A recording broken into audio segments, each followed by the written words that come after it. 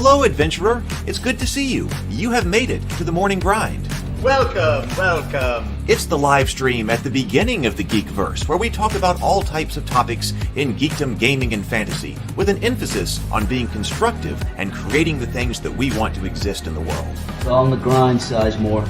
Can't be too fine, can't be too coarse. That's exactly right. There are a lot of adventures to be had today. Dungeons to explore and monsters to slay, and who knows what a random encounter might send our way. That's why we have to prepare, so settle in now for the morning grind with your favorite beverage in hand. Tea? Or maybe something a little stronger. I've got a few bottles of the old Wynyard left. Whatever you want. Pull up a chair. Dude. If you're feeling fancy, how about a cappuccino? Or a frappuccino? Or how about an espresso? Just tea, thank you. Sounds good to me, Gandalf. Whatever you want. I'm just glad you're here. Everyone is welcome. You can just watch if you want. You don't have to worship anything you don't want to worship. Thank you, Mike. But be forewarned. Sometimes we get really strange characters around here. Wait, what's that you say? Why can't you come and be a part of the stream? My wife would disown me. Oh no, I bet she'll be fine with it. Come on in. Am I scared for my safety? No. What are we supposed to do? Everybody do the secret handshake.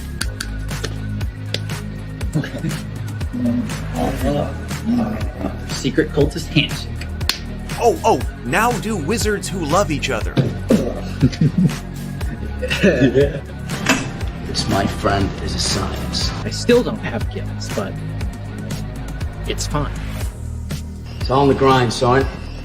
Can't be too fine, can't be too coarse. Dude, this would be a sick place to bring the band. Indeed it would be, Dave. It really would. I'm seeing more people coming in. Welcome. Glad to have you here. Oh, look, here's someone new. Is this the cultist meetup? Yes it is. Come to hang out? Please accept me. I have nothing else. Okay, we accept you. Everyone's welcome here. Brought some snacks. Well, that makes things even better. You want some coffee? I don't drink coffee. You sure? It's cultist coffee. What makes it cultist coffee? I'm a cultist and I'm drinking it. Oh. Then I'll have some. What exactly is going on here? I'm seeing more people coming in. Welcome. It's so great to have you. Oh, and look, here comes another stranger. Can we help you? Yes, fellow cultists. I could really use some food. Oh yeah? Welcome. We have donuts. Oh, it's me. I'm glad I'm here. I'm sure you have a few questions for me, though. What's your name? Who do you work for? What god do you worship? Great questions, Rob. I'm Steve King, and I worship Nyarlathotep. No, not really. I'm just Heath, and I won't be worshiping anything this morning. But I will be your host. Welcome to the office. We're going to have a great time. I've got my coffee ready, because now it's time for the morning grind. If you could become a fish, that would be amazing. Then I could command you with my mental fish powers. Good morning, everyone. Welcome to the office. Welcome to the morning grind. It is so great to have you. I've been kind of having a chill morning. Got up a little bit later. Was really energized after the discussion last night with Doug about John Wick. If you didn't watch the John Wick one live, I highly recommend the John Wick discussion that we had last night. So I think that was a fantastic one. There was a lot of great stuff. I really like talking to Doug. Doug's great, I think. So we had, I think, a really good conversation about, it wasn't just John Wick 4. We talked about John Wick 4. Mainly, we talked about the first John Wick and John Wick 4. But we kind of talked about the franchise as a whole and what it was trying to do from a story perspective and things like that. And my hypothesis that John Wick is actually the epilogue to Beauty and the Beast. So, and that kind of tied into, of course, his work because he's been writing that book on the heroine's labyrinth.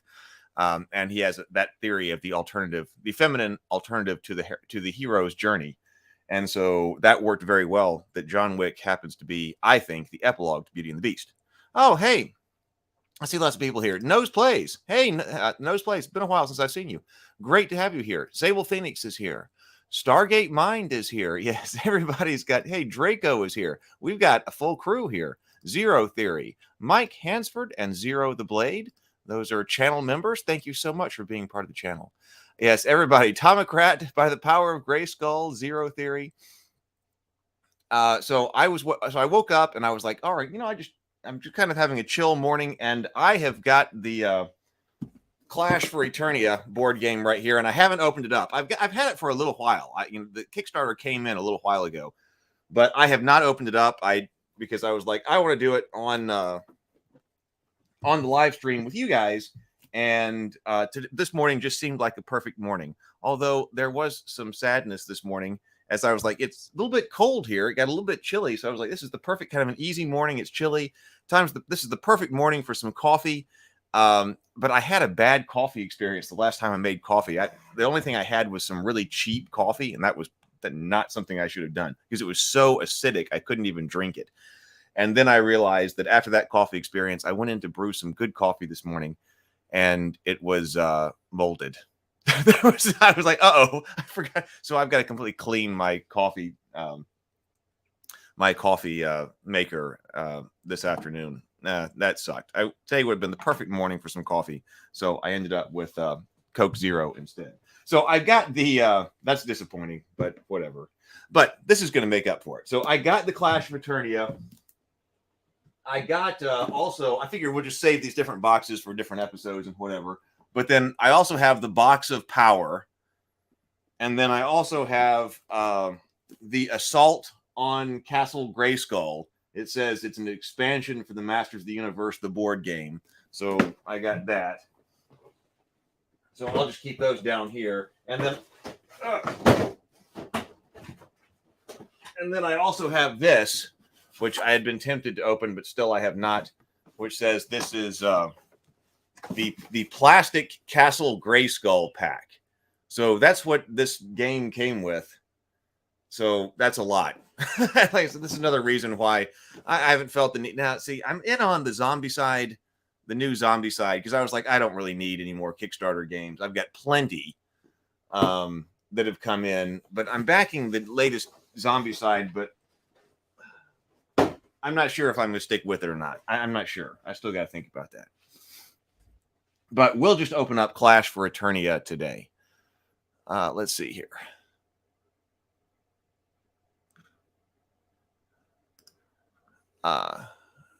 Yes. Yeah, you know what? The Nose Plays. I went when I was doing the custom coffee brews for the Witch's Brew and Cultist Coffee. I went to a local the place where they're doing the roasting of the coffee and stuff like that. And of course, I was familiar with how people go to wine tastings and get very much into the taste of wine. But they sent me through coffee tastings in order to decide the tastes of the brews. And I learned that people do take coffee tastings just as seriously as all the wine tasting. Sable Phoenix says, I never watched the show when I was a kid. My parents didn't have a TV, and so I always thought that Grayskull was where the bad guys lived. Yeah, you know, they talked about that in By the Power of Grayskull, or the documentary that was on Netflix, which I loved, by the way, the Netflix documentary about how He-Man was created. If I need inspiration, I watch that. I haven't watched it lately. I should watch that again. When I need inspiration, I watch that. And it did talk about, well, because, you know, He-Man was kind of assembled in kind of an ad hoc way as this toy line originally. They were like, well, we've got He-Man, but then we've got Castle Grayskull, but that is more Skeletor-like. And so because of that, you know, they moved... they said that, well, now, wait a minute, maybe Castle Grayskull is the place that's kind of fought over and is the source of power. It's a little bit dangerous, and particularly that kind of appeal. That kind of appeal to boys. They were talking about that this is the scary place, right? But it's not exactly evil. It's just the dangerous place that's the source of power. Then Snake Mountain was actually where Skeletor lived. Yeah, so it looks like the bad guys, it's all dark and gloomy, but it isn't. It's actually dark. Hey, we like dark and gloomy things, even for the good guys around here. All right, let's go to the messages, and then let's open up this box.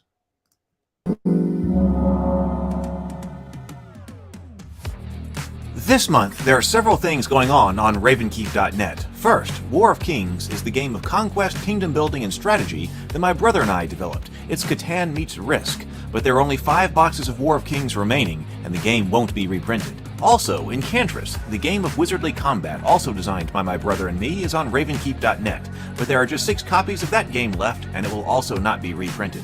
So if you'd like either of these games for your table, please pick up one from the website now. If you've been enjoying what I'm doing here on the channel, please consider becoming a channel member by clicking that join button. Your support is so important, and this month, we have a special offer for all of the channel members. If you join, you'll get a $7.99 discount on all of the custom mugs from ravenkeep.net, Cultist Coffee, Witch's Brew, or Fish Do Not Drink Tea.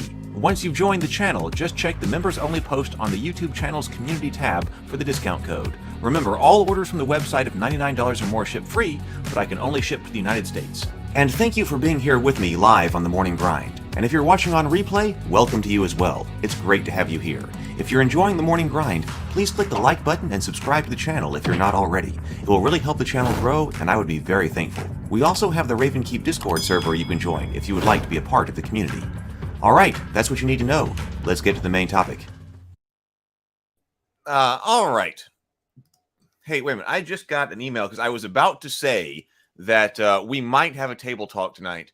Let's see.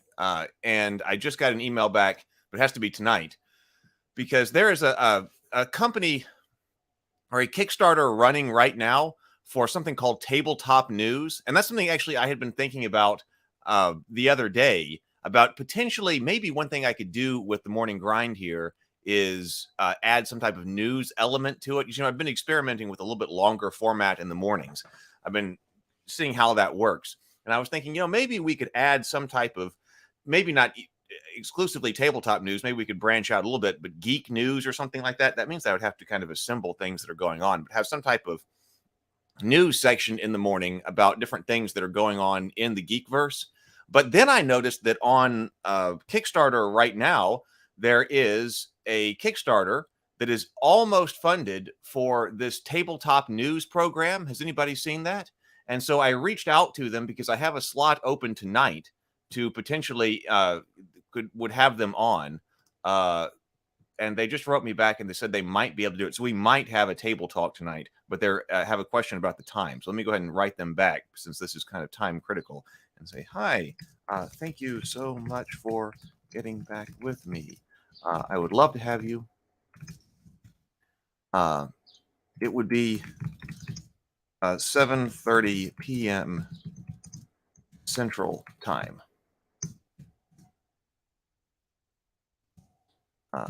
Let me know.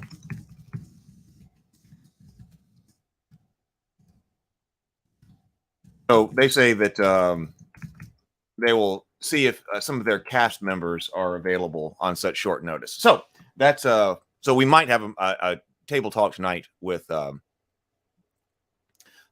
news. So the Brett Hamilton you're talking about on this show, the news awesome idea, or are you talking about their Kickstarter campaign? Good morning, Patrick. All right. So hey, let's sip and breathe. 2 deep breaths. Do it with me. Everybody join in. It'll improve your day. 2 deep breaths, full exhale, complete exhale, and then take a sip of your favorite beverage.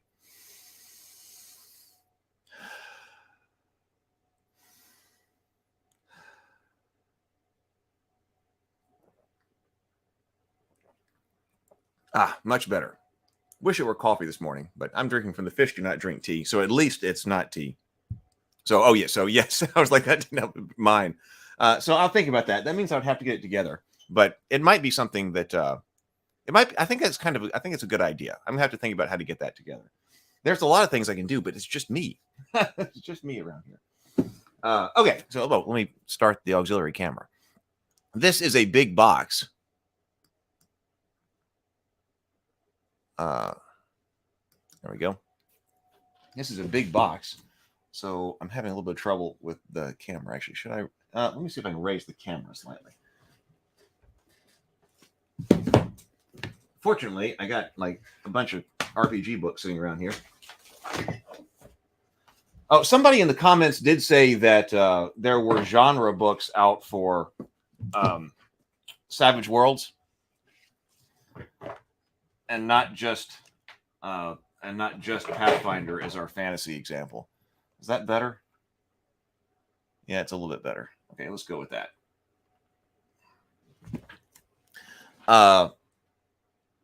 So I thought that was interesting. And we also talked about last night, I think that if you're going to do, like, why don't we have a John Wick role-playing game? And I think that Sable Phoenix is right. I was thinking the same thing last night. Like, if we were going to do a John Wick RPG, it does seem like Savage Worlds would be best. All right. So, Masters of the Universe board game.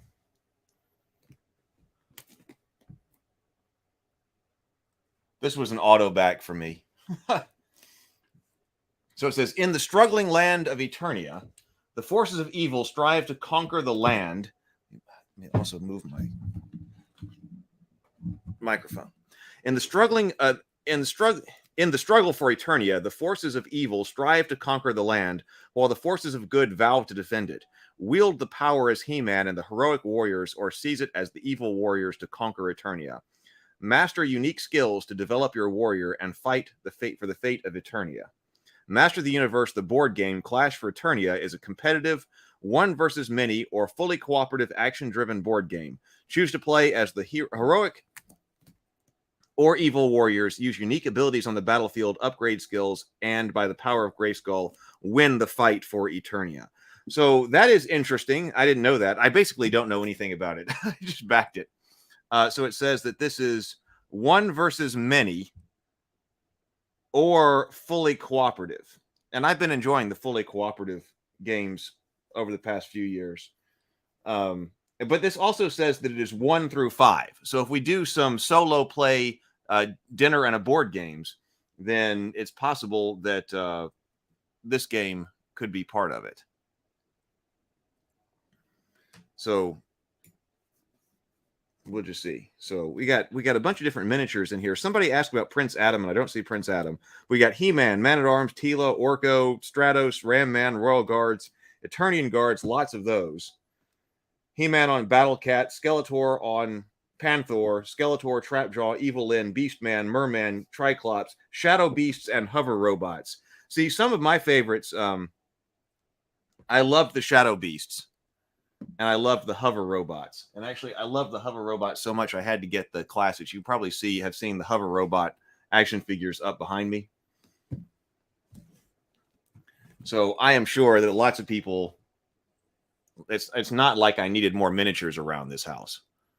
But, I mean, I had tons of He-Man action figures as a kid.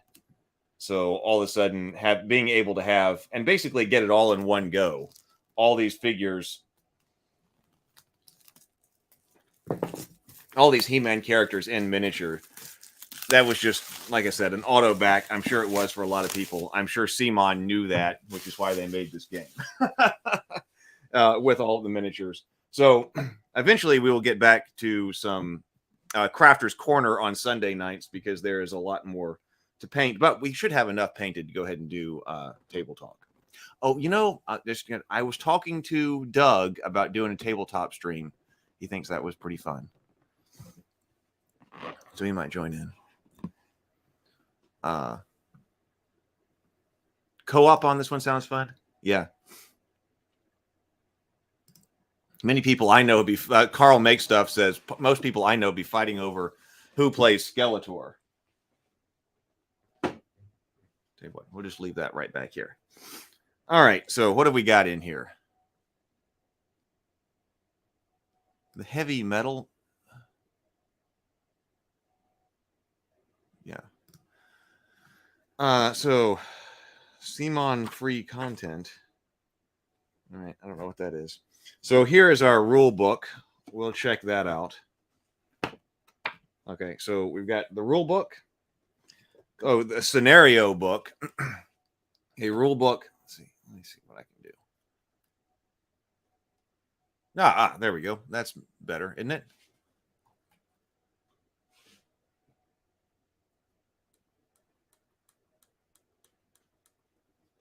There. I think that's better. Okay. So rule book and and a scenario book. This is, oh, it's not tiles, it's a board.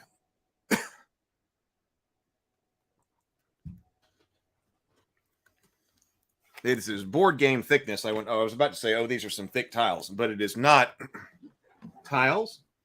As you can see up here, we have a board,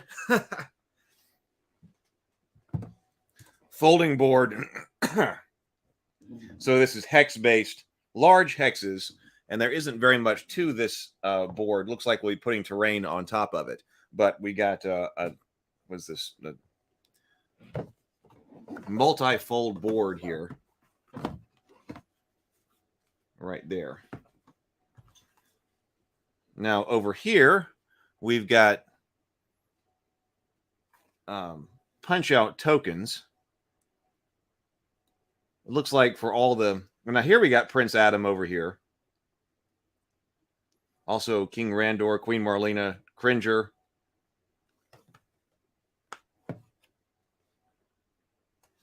Looks like a punch-out for all of our heroes. We've got a board that folds here. I thought this was for players, but it looks like not. So looks like something to control the game in some way. Controller, player, controller, player, controller, player, controller, player. KO 1 through 10 across the bottom. And then something over here. Yeah, it is. They also did a great job with that. I mean, the art that you're seeing here, to me, really invokes some of the... I used to call them the big He-Man books. There were some that were hardback and stuff like that, and they kind of looked like that. And I really like those. Are some of my favorites. Okay, tray right here.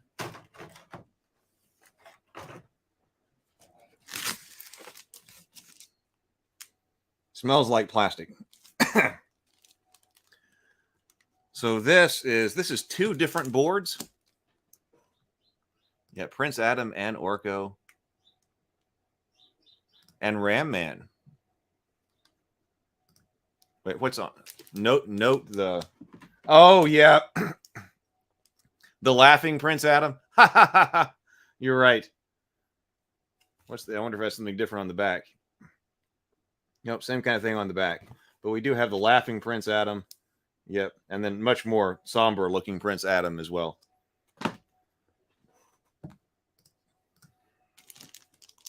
So this has two.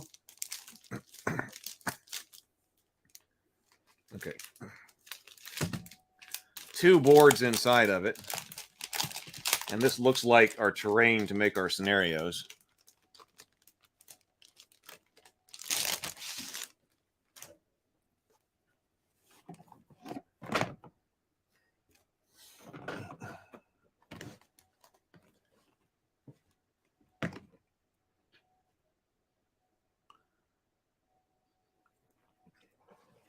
Looks like hills.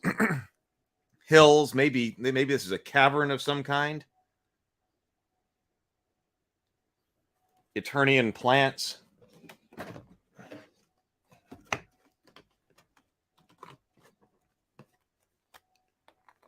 Power sword. Rocks. So I guess this is just all your... Again, it is nice art. I do like the way this looks.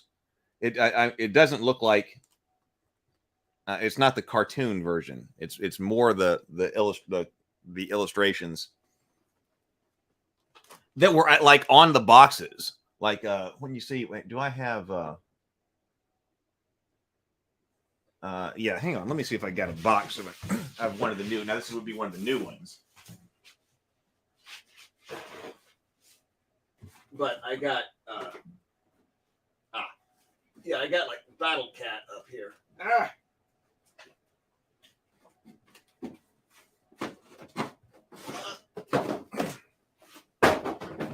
This is the new Battle Cat. All right, let me so you can see, like, that's the classic, like, was it Frank Franzetta who they were inspired by for the original art? And so because that was the original art, that was brought back for the re-release of some of the figures. And so they've clearly taken that kind of inspiration for the art on this. I really like that.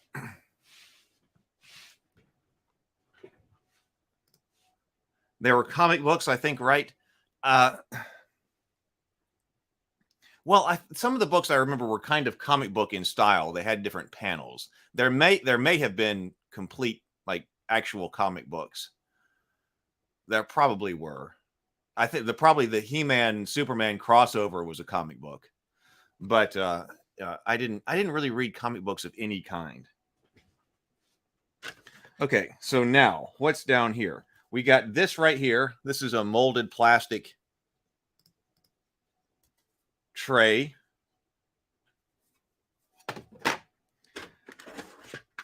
These look like our dashboards, like maybe our player dashboards or something, which I am a fan of. I like those from Zombicide, so I'm glad they came over here to also put something like that in this game.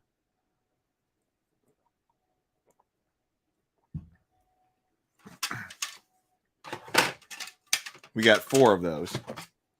This did say it was 1 to 4 players, so that could be 1 for each player.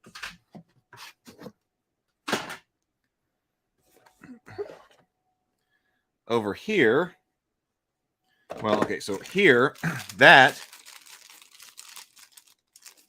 is just gold squares. Oh, yeah. Well, yes, now there were that. There was definitely that. The mini comics that went in the... that came in the action figures. Now, there were definitely those. Yeah, I wasn't thinking about that. But now I did read those. Yeah, the mini comics. And that's a lot of that's been inspirational on me because I want little mini books to come in Rabavania action figures. So we got gold squares. And it looks like those fit in these. They do. So we're supposed to, looks like we're going to be charging something. They're lightning bolts in there. So that looks like what that's for. And it looks like over here we also had these. So something like that.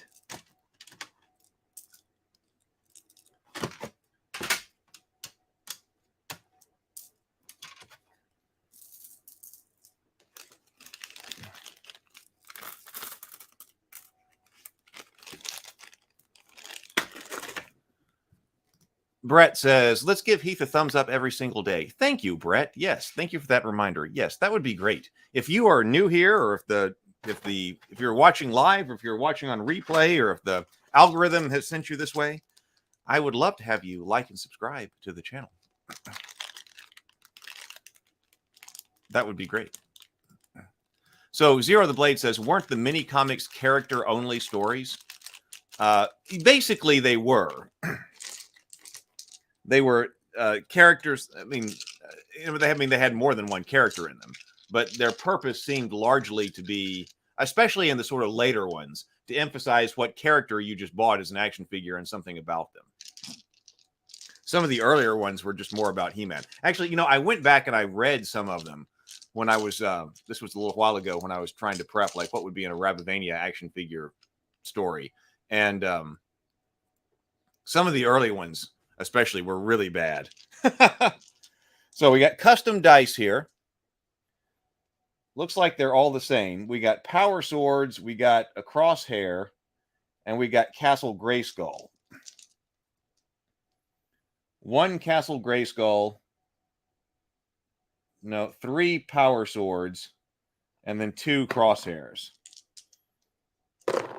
1, 2, 3, 4, 5, 6, 7, 8, 9, 10, 11, 12 dice.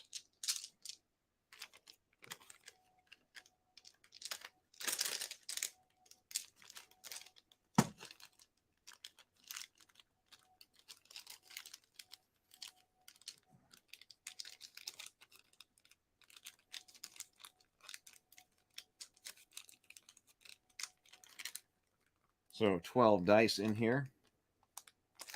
Let's see what these guys are. This says He-Man. So this might be a card for each one of our characters. Let's open this up. Where'd my knife go? It's probably buried under all of this board game stuff.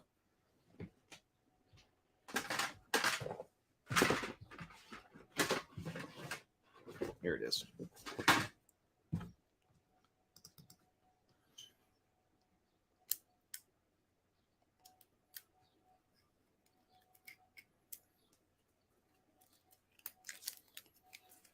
All right.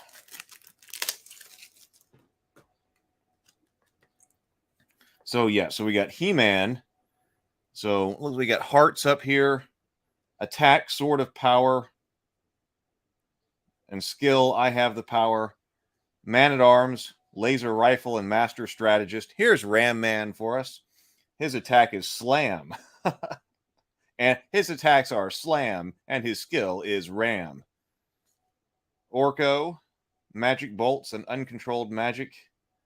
Tila, Stratos, Skeletor, Beastman, Evil Lyn, Triclops, Trapjaw, Modular Arm and Reconstruct, Merman, Water Sword, Dazing Splash. Oh, now we got. Let's wait. What's on the back of these? Oh, just our character art.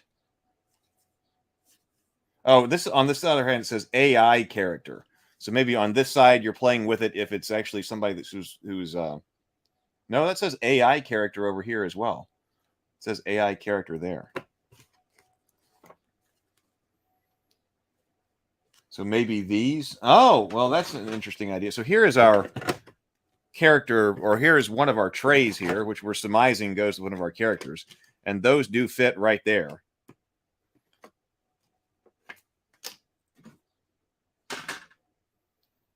I wonder, well, don't know. So that does go right there. So maybe this one doesn't say AI character. So maybe this is the version if you're playing them yourselves. He-Man mounted and Skeletor mounted. Yeah. Do love the art.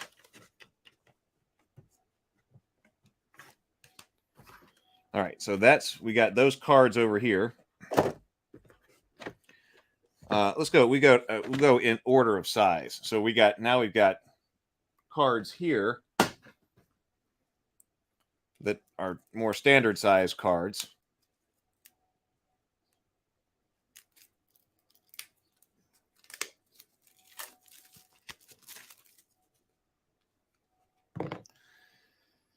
Player aid. Okay, so how are you playing this game? Character activation. Perform any 2 actions in any order. Attack, interact, move up to 3 spaces. Bonus actions are free, but each may be used only once per activation. So attack, interact, move up to 3 spaces. Perform any 2. Bonus actions are free, but each may be used only once per activation.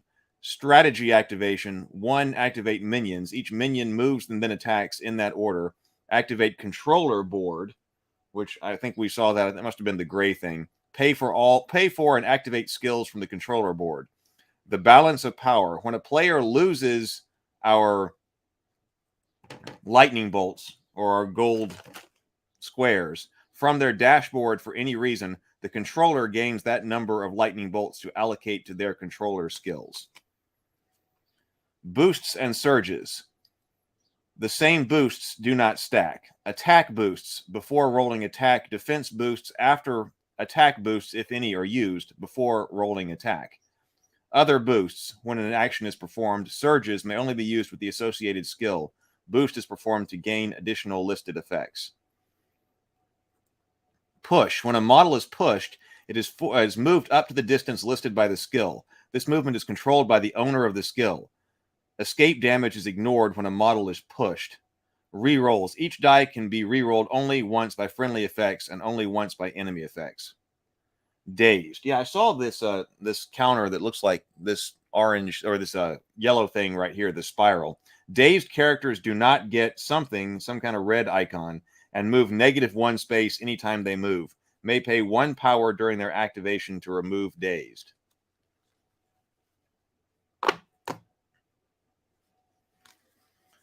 So maybe these are active like command cards or something. Maybe some of them. So, oh, yes, it says character activation. That says strategy something. So, okay, so these cards are character activation. Well, it says AI, character activation AI. So I guess that's all for the co-op mode. Attack and advance, empower and attack otherwise, activate skill otherwise, empower skill, reckless onslaught, sudden recovery, charge, summon reinforcements. So the AI cards. Did anybody else get this? Has anybody been through this and played it? Let's see. So these are strategy activation, command, summon minions, ambush, empower. Oh, this says AI rules for character activation. Each AI character has one attack and one skill referenced by AI activation cards. Okay, so we did see that. We were looking at skill like here. This one says AI activation. It's He-Man here. So we have an attack and a skill. Each time an AI character activates, it gains lightning bolts as usual. I guess that's power. It gains power as usual based on the activation track. Each time a character activates, flip one character activation card. Attempt the first action. If it cannot be completed, proceed to the next action, moving down the list until one is completed. During their activation, the AI character resolves their action card 2 times.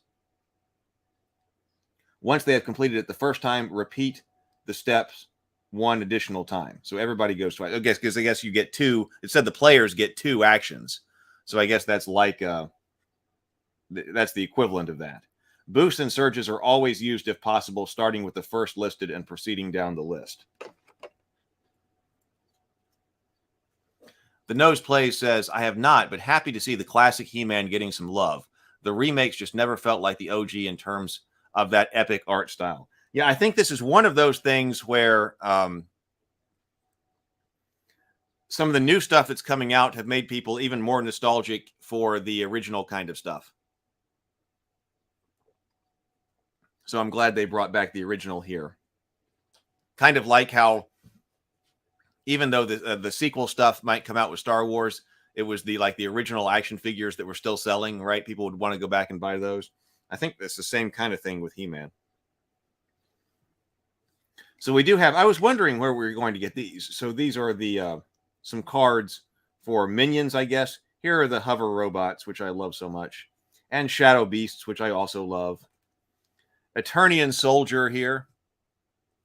Yeah, these say minion. Hover robots, shadow beast, Eternian soldier, and then royal guard. Oh, so we have a difference between Eternian soldiers and royal guard. Here is Queen Marlena, King Randor, Prince Adam, looking smug right there, and then Cringer, an NPC. Oh, so Prince Adam, NPC, King Randor, NPC. Oh, so and then here's our explanation of terrain. Boulder blocks line of sight, cannot be entered.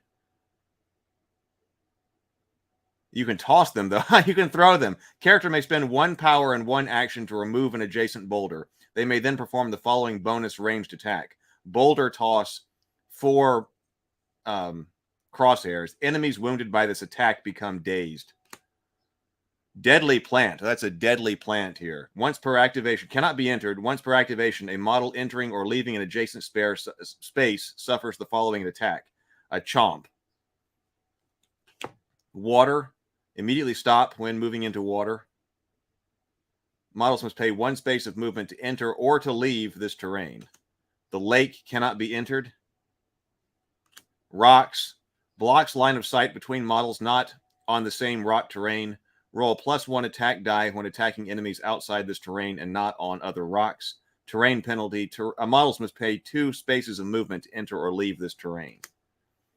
The forest. While inside this terrain, I guess that's the shield. That's the red thing, so that's probably defense. That defense icon, the red icon is probably a shield. When inside this terrain, gain +1 against attacks from outside this terrain. Terrain penalty. Models must pay 1 space of movement to enter or leave this terrain. And then here are, they're the ruins. I thought it was like a cave, but they're the ruins.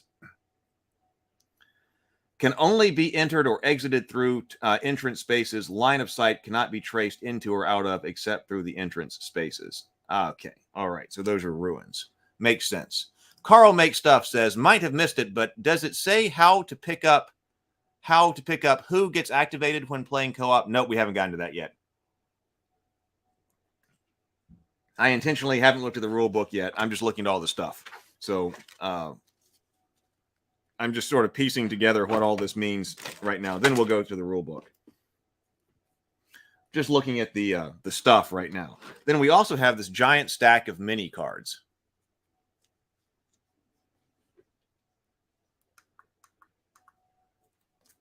I have a giant stack of mini cards here. And once again, here's my knife.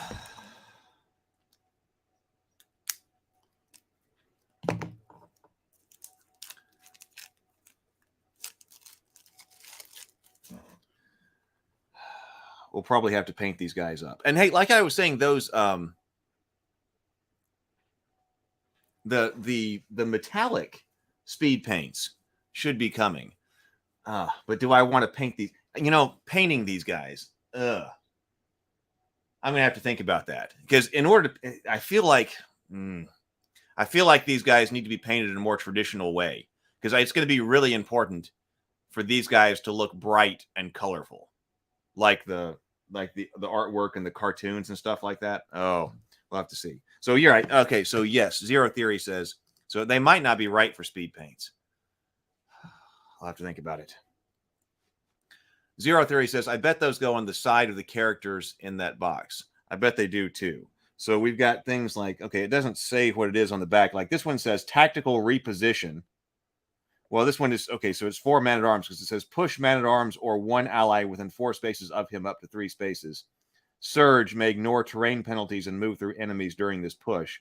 And on the back is Overwatch. Reaction. When an enemy ends a move action or performs an attack within 4 spaces of man-at-arms, perform 1 attack on an enemy before they... Excuse me. So, yeah, those look like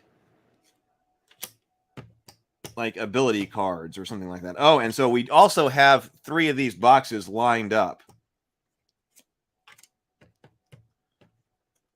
by each one. So it may be that we're getting power. So there's another one for Man-at-Arms. Oh, that one's green, yellow, and red. So we do have green, yellow, and red. So we might have some kind of like leveling or something as well. I like that they've got the place where you can just put your thumb down and easily pick up the cards. That's thinking. That's thinking. I like that. I like dashboards like this, even for RPGs. I wish we had more things like this even for RPGs, because I'm a fan of kind of the small character sheet anyway. So I think it would be great if you could run an RPG character for something like this. Okay, so we got these, looks like ability cards basically for all of them. Skeletor has Havoc Blast, Life Siphon on Panther. Replace Skeletor with his Skeletor on Panther model. Does He-Man have something similar to that? Deflect, Battle Cat. Yeah, replace He-Man with the He-Man on Battle Cat model.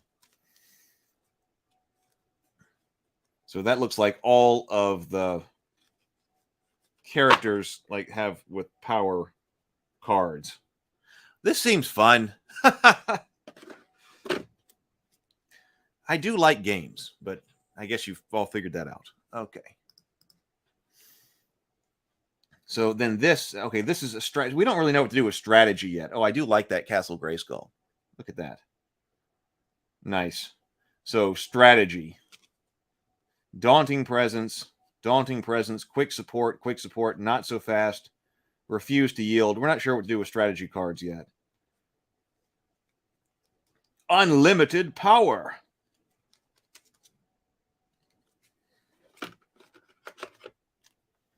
Empower, battle plan, reserves, command.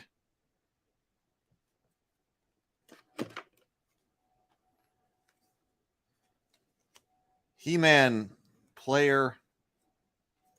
So we've got cards for every character again. They just say player on the back. And same for the Evil Warriors. Another strategy card. All right, so that's what all those cards are.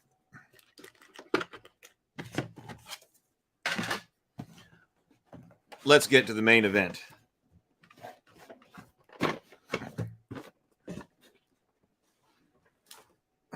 Here are miniatures. And I'd also like that Simon does this. I bet that's how you're trying. Yeah, you have to organize them in order to put them back in their trays. Zombicide had that as well, and I really liked that. All right, so let's see.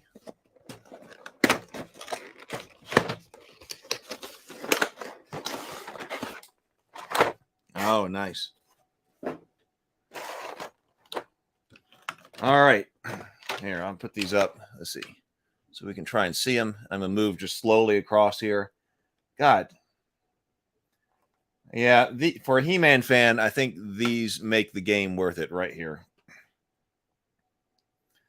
It would be so awesome to have these painted up. Really nice. Man, I love having lots of bad guys. I know I've said that before. It's probably been a while. But I like having, well, if you got hover robot bad guys, then you need lots of hover robots. I mean, there's nothing worse than, like, you're trying to play Star Wars, and you got one stormtrooper, right? Or playing G.I. Joe, and we got one Cobra trooper. Like, that just doesn't work. You have to have lots of those.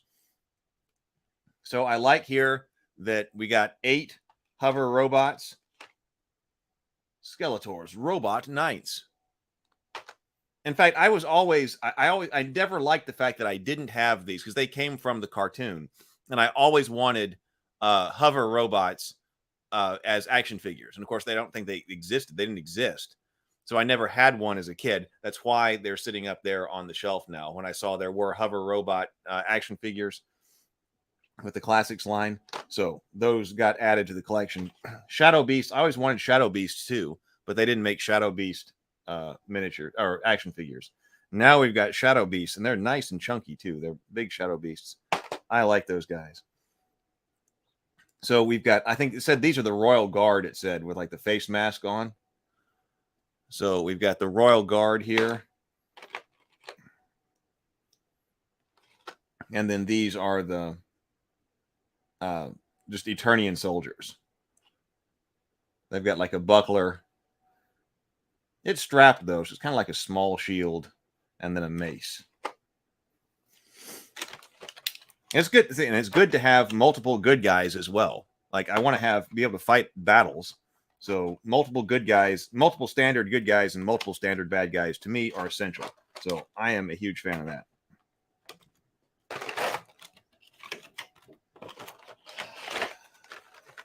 It does feel like they deserve a traditional paint job, though.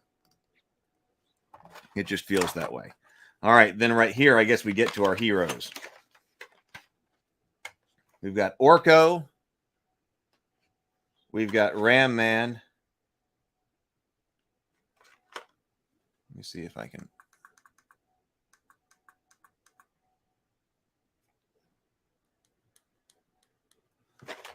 Help this out at all. Still trying to come up with the optimum lighting arrangement over here. That feels really dark here, although it's still not perfect over there.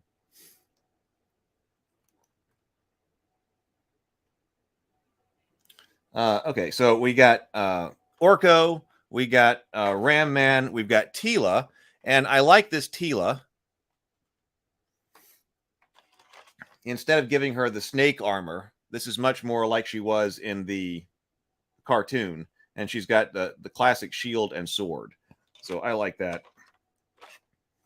And, you know, Man-at-Arms is using a laser rifle here, which makes sense, because you never really saw him with his mace all that much in the cartoon.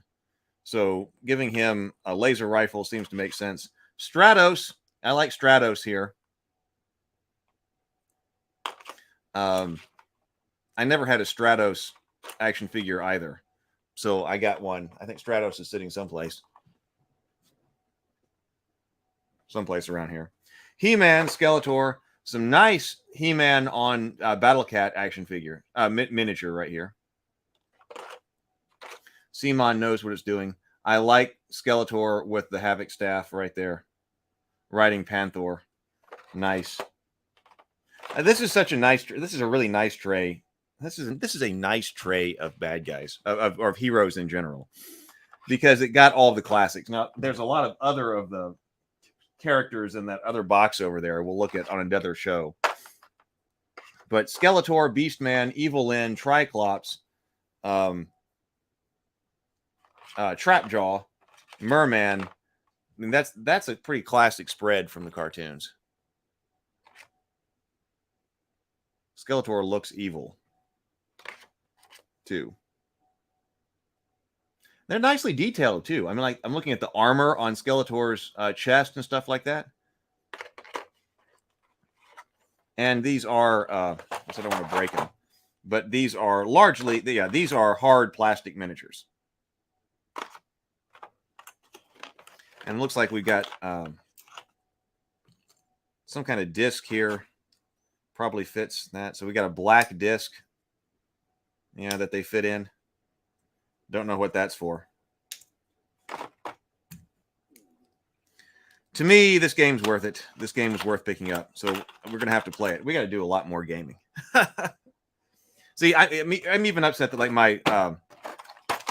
my brother has gone through more of Gloomhaven, has gone through all of Gloomhaven and into Frosthaven with his wife.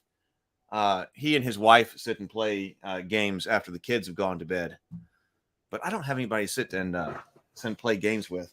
That would be great, though, if you had like a wife or a girlfriend who would also sit and play, like go through Gloomhaven and Frosthaven with you. So I'm just going to have to be going through them solo here with you guys on YouTube. All right, let me move some of this away, and let me try to bring up the rule book right here. Let's figure out how to play. What do you think? I think that was a great, I think this is a great looking box. I haven't seen anybody else unbox it or anything like that. I haven't watched anything about it on YouTube. I barely knew anything about it. I just backed it. Of course, they were sending out updates all the time. They're sending out updates all the time about that new Zombicide game. Okay, let me take this down. Move the camera back down to take a look at this rule book.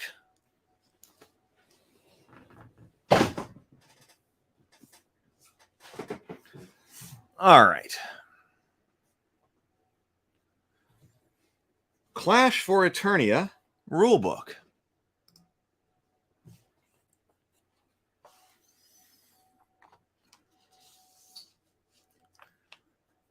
Game components, introduction, power, character components, game board, tracker, setup, round overview, the balance of power,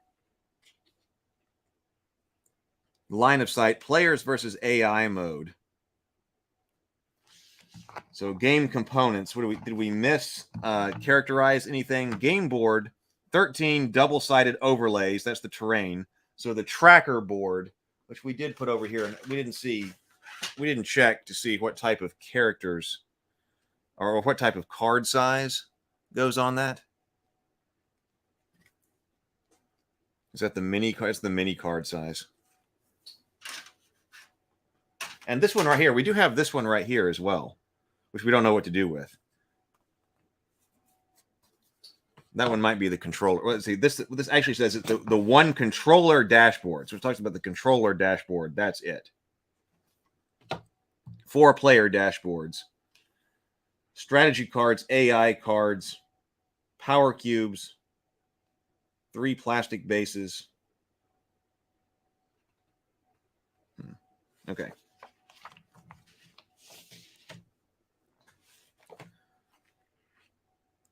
I am Adam, Prince of Eternia, defender of the secrets of Castle Grayskull, and this is the Masters of the Universe Clash for Eternia board game. Here, you and your friends take control of mighty heroes and nefarious villains, utilizing their unique powers and skills in epic conflicts that will determine the very fate of the universe. I'll be accompanying you through this book to assist you in understanding the rules of the game. So, overview. In Clash of Eternia, a group of players team up against a solo player of the AI, each side controlling a number of heroes and villains. As the game progresses, these heroes and villains grow in strength, unlocking exciting new skills and abilities they will utilize to achieve victory. Winning the game. Each game of Clash of Eternia is played as a single game scenario. Each scenario has unique objectives each side must complete. The first side to accomplish their victory conditions listed in the scenario wins. Basic concepts. Before showing you the steps to setting up and playing the game, let's go over some basic concepts. We'll get into the specific rules as we go, but knowing the basics will make understanding things better. Understand things easier as we go. Skills. So skills, that's something that's written like this right here. Right there. Skills are the attacks, powers, and various abilities usable by each character. While they are all unique, they follow the same set of rules, which we'll discuss later on page 12. Here is an example of my Indomitable skill. They don't call me the most powerful man in the universe for nothing. So it has 2 power tokens, bonus action, heal 2, it says. Power. Power can be used for many things, and that's these golden tokens here.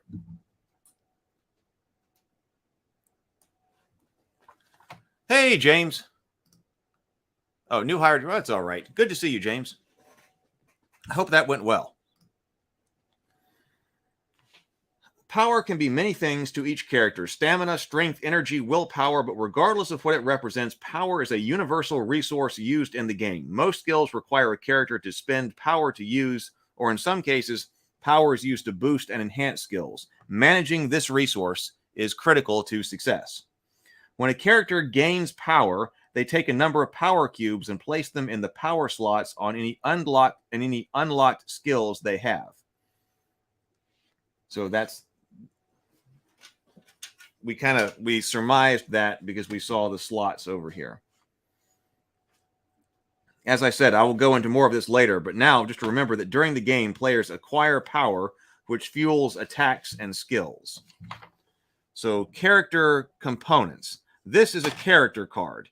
Each character has one. They're double-sided. One side is for the player side, and the other is for the controller character side, which we don't really know what that is yet. Let me get that out. So this is showing Man-at-Arms right here. So this says AI character. No, it still says AI character. Am I looking at AI character?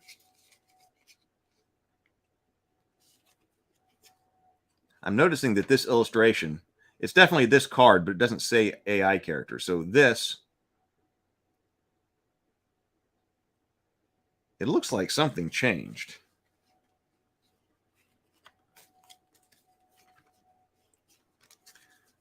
Because this right here, the player side, is definitely showing me that. What was on the back of that? This.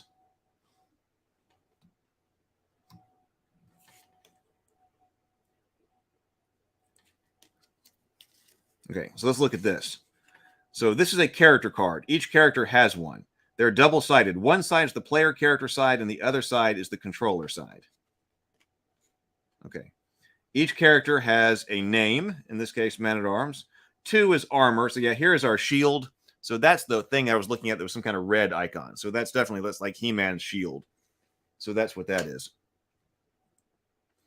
Armor. If a character has armor, their armor value is listed here. See subtract armor on page 15. 3, the heart is your hit points. How many wounds a character can take before being KO'd. 4, basic skills. Right here. Each character has one or more basic skills on their card. See skills on page 12. So over here, this is basic skills. Information is kind of repeated over here. I don't understand the player side versus controller side yet.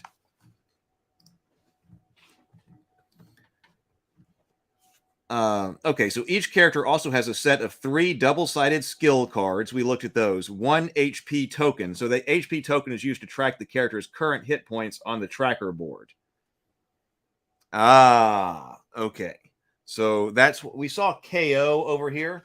So I guess how are you supposed to track damage? It may be along here. because I guess that's keeping you from having to write something down like on a RPG manual or something, RPG character sheet or something. So you've got the hit point token. So that may be supposed to go down here, and then you go over here to KO because it does say KO over here. Okay, so they have activation cards. They are used to track the order in which characters activate during the round. We saw those. And we're like, okay, everybody's got a little card here. Skill cards, we were looking at those, and then an HP token. Okay.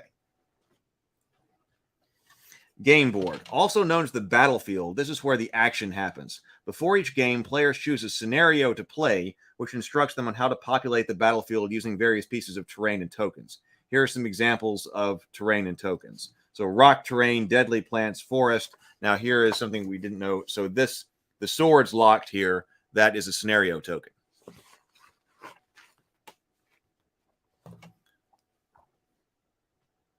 James says, man, I love Sword and Planet. The Motu is the best of the best.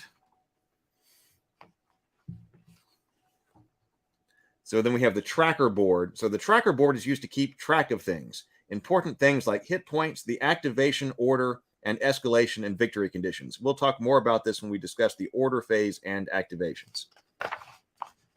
Let me check something.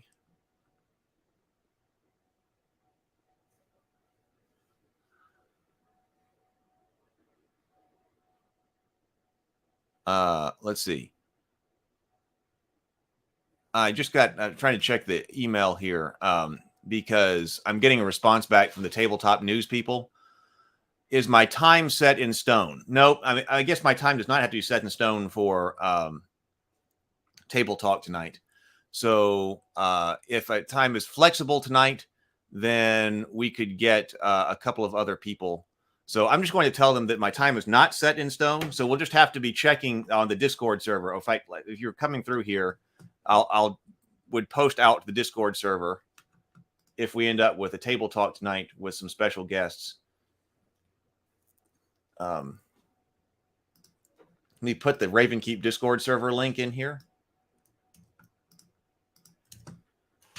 But then also, because the Ravenkeep Discord server serves as kind of a backup to YouTube. It's not, if YouTube doesn't show you the notifications or something like that, you can always see what's going on or what's been posted to the different channels or the different shows even through YouTube. Through the Discord, through the Discord. So there we go. So I'm going to say that my time, hey, great. My time is not set in stone. I am flexible this afternoon. They're going to be running or hosting a YouTube live stream. If we're able to do it earlier, I'd be happy to do it earlier. I am available anytime after, let's say, 3 o'clock p.m. Central.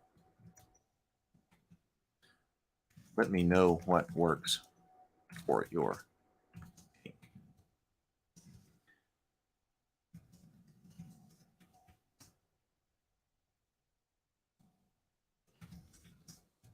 Sounds great. Thank you.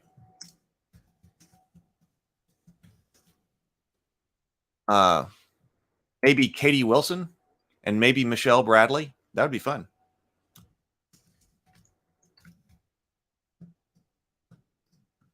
We will just see what happens. Okay, so now we're moving on to setup right here.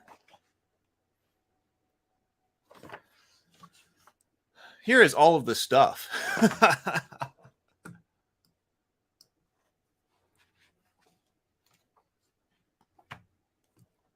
Yeah, Brett says part of your potential news program could be updating those on what's on Kickstarter. Is I never checked there, just an idea. Yeah, I thought about that too. Because I was actually on Kickstarter. I was like, let me just see what's going on, because I have not been checking Kickstarter lately either. So I mean, the things that I've been backing on Kickstarter, I found out through other ways, not just by looking at Kickstarter. And I was looking at the number of tabletop games that have been live on Kickstarter right now, and it's a massive amount of stuff. It's just a massive amount of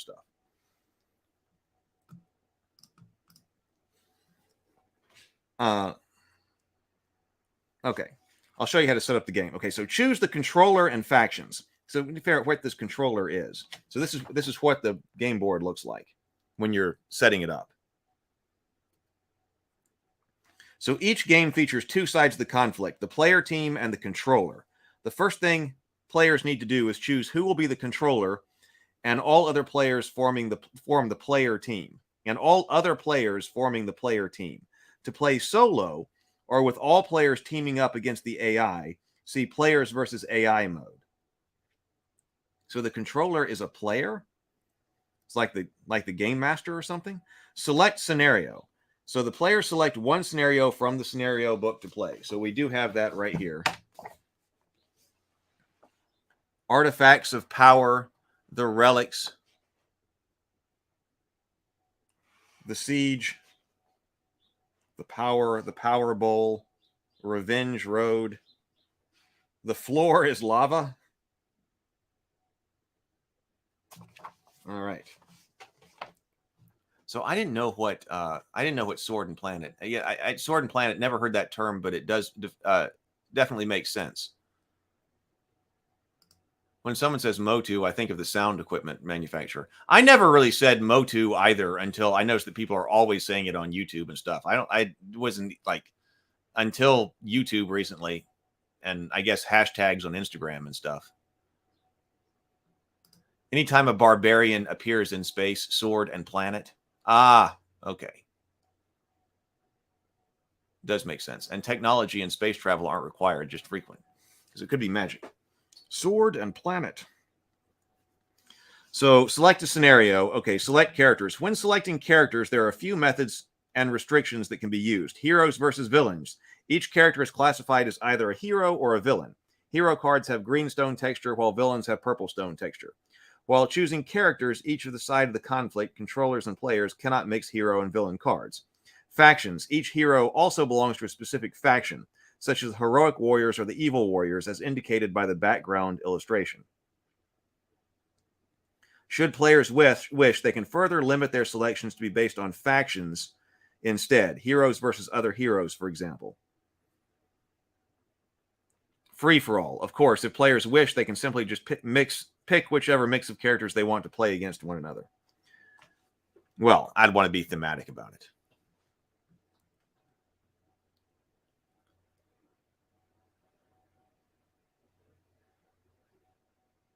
Oh, you work at a toy store on weekends? That sounds like fun. I don't know Princess of Mars. Huh. Okay, each member of the player's team selects one character available for their side, taking a player dashboard and their specific character model, character card, character activation cards ×2, the one with player on the back, skill cards ×3. Then places their character card in the slot on their player dashboard and puts the skill cards next to it. Okay, we thought about that. Note, to make sure the player card with the player side face up vertical side, not the controller side. So that must have been something that changed, like late breaking or something like that. Because it seems to say, like this one right here, the controller side is a horizontal side. The player side face up vertical. Like that. So face up, that's player, that's controller. But then we got a separate card over. I guess that's okay. So I guess that's right. Vertical side, controller side. Okay. But then I guess there's just a completely separate thing for AI controlled, because this one right here, AI character with nothing on the back. So that's just must be completely separate. I think I got it now.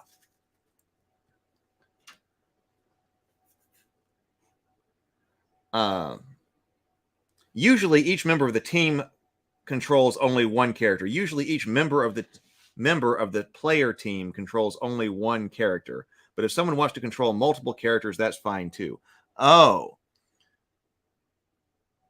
so every player, okay, is only controlling one character. I didn't realize that. I thought it was like a skirmish thing. But okay, so like looking at this setup right here, we've got one player playing Man-at-Arms. We've got one player playing He-Man. and we've got one player playing Tila. And then over here, it looks like in the controller space, hard to see. Okay, yeah, we got bots. We've got the robot knights. We've got Skeletor, Evil Lyn, and Trapjaw. Okay. I guess that's why it's multiplayer. I didn't realize that. So going back to this beginning, there are two sides in the conflict, the player team and the controller. So the entire player team is playing against the controller. To play solo or with all players teaming up against the AI, see player versus AI. Okay. So the controller sounds like the game master or something. And then everybody else is playing one character. I did not realize that.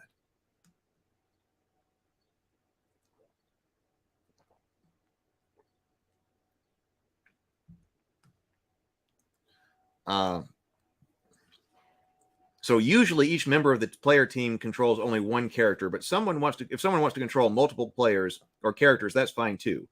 A player team can be made up of anywhere between 1 to 4 characters. So if playing alone, the player can tackle it in solo or control a whole team.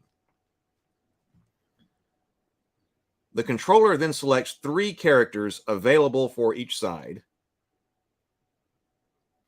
The controller then selects 3 characters available for their side, taking their specific character models, character cards, 1 for each, activation cards, and places them within reach.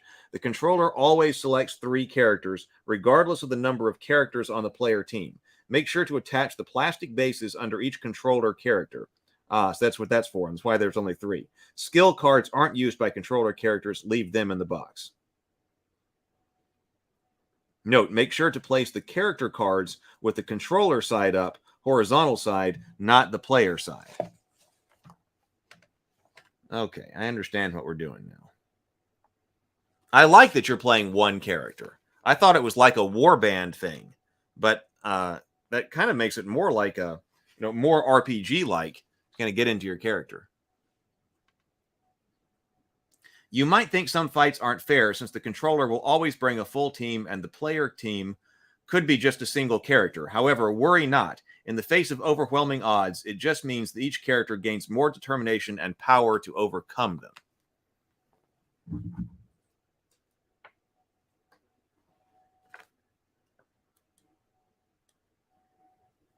Controller setup. So here we've got the controller setup right here. So the controller takes the controller board and its 4 controller skill cards, placing 1 in each slot on the controller board with its unempowered side face up. That's the gray background. And the 3 selected characters above the controller board. Then select 1 minion from the chosen side, taking their minion models and minion card. Place the minion card face up in the slot to the left of the controller board. Then select 1 minion. Oh, wait, I just read that. Some minions are marked as special elite minions and cannot be chosen by the controller board. Instead, they are spawned by special abilities and rules. Finally, the controller takes the strategy deck, shuffles it, and places it face down next to the controller board. That's the really nice pictures of Castle Grayskull. So that's the strategy deck. Place HP and escalation tokens. Let's see.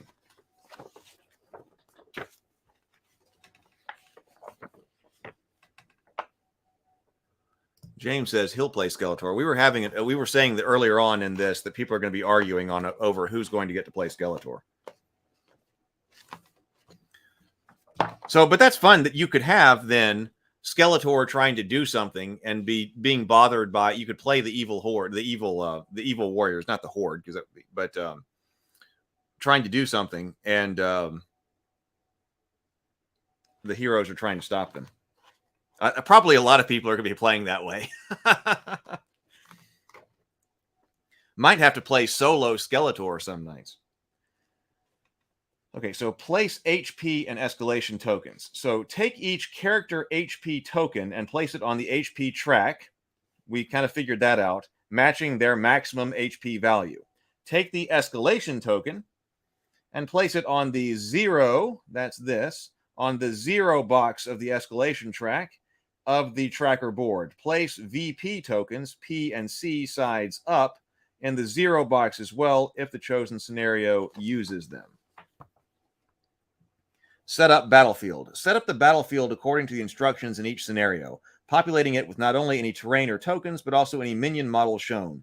Minion models are determined by the minion type chosen by the controller. Place the power tokens and dice within reach of all players. Finally, distribute the player aid cards among the characters. Once this step is completed, the game is ready to begin. Round overview. Clash for Eternia is played over a series of game rounds. Each round is separated into 2 phases, the order phase and the activation phase.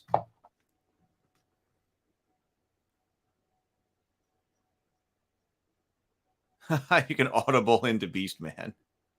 I'd want to play Merman, I think. Although I'd also play Evil Lyn.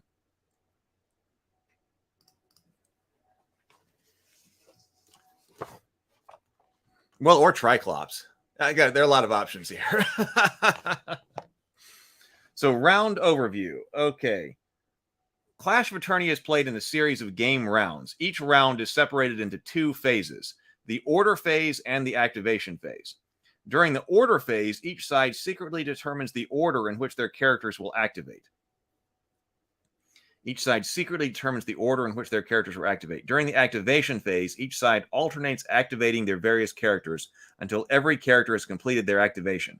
Once this is completed, the round ends and a new one begins.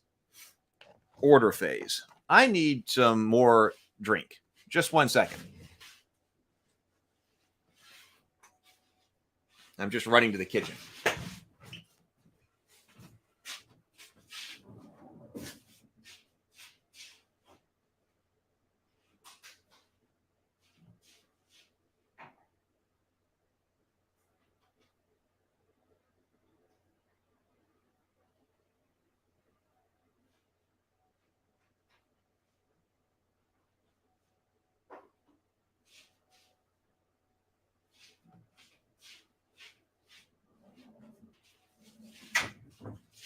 All right, I'm back. Thanks for staying with me.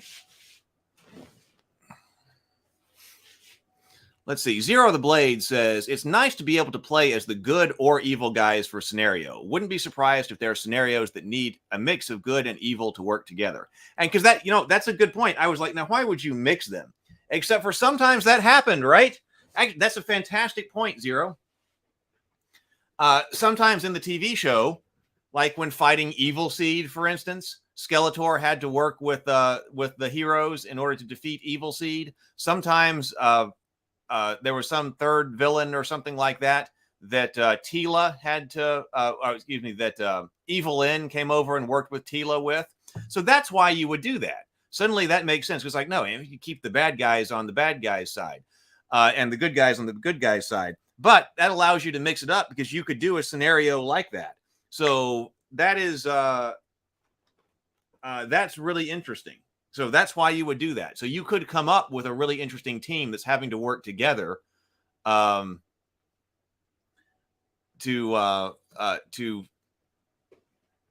achieve some goal. So I like that. Skeletor was less evil and more just a giant maladjusted troll.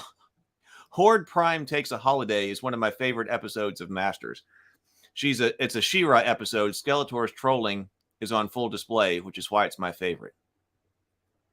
Is the Sorceress available? Well, not in this core box. Like I said, I got my Castle Grayskull. I'm thinking the Castle Grayskull is going to have to be in the background at some point. Oh my God.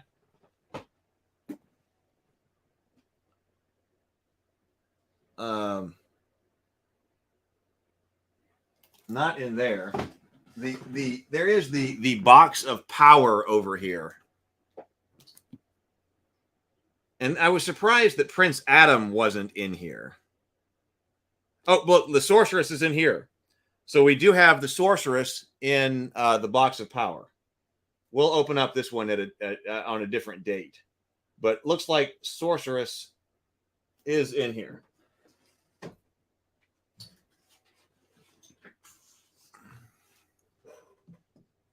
Yeah, this was a Kickstarter, correct? Was it exclusive to the campaign, or is this available off the shelf? I don't know. My guess is that it's going to be available. I really don't know.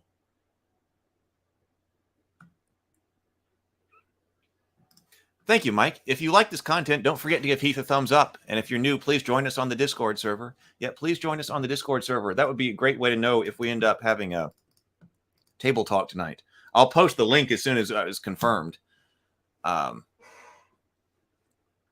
So, all right. Yeah, please. And welcome everybody who's watching live and then also might be watching on replay. So, controller and factions. Oh, wait. So, where were we?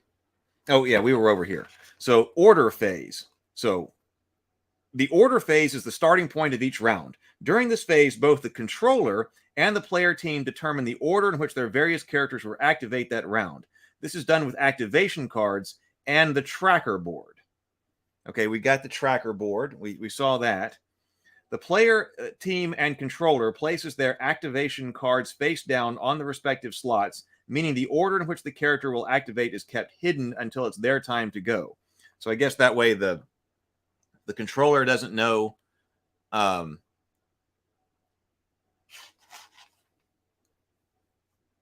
the players don't know. So that's why they're face down, why that had a standard back on it.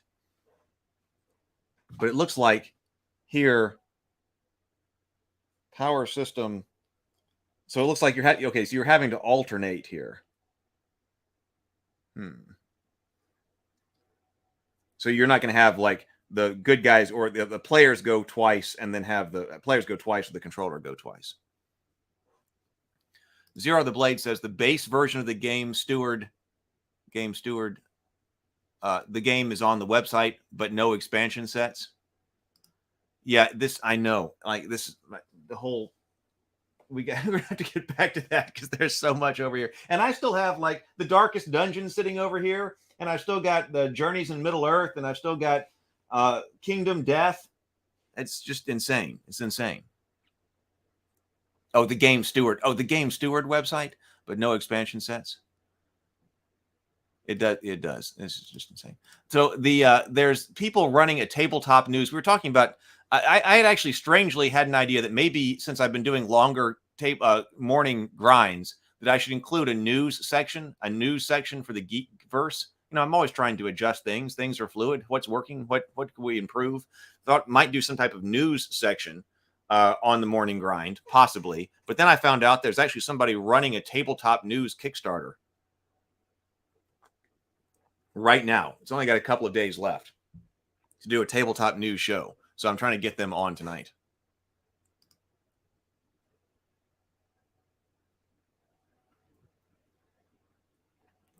Oh, wait, hang on. In fact, I have a response here. We can do, wait, so they're giving it to me in Pacific time. So 1, 2, 3. The girls would have a hard out at 2:30 p.m.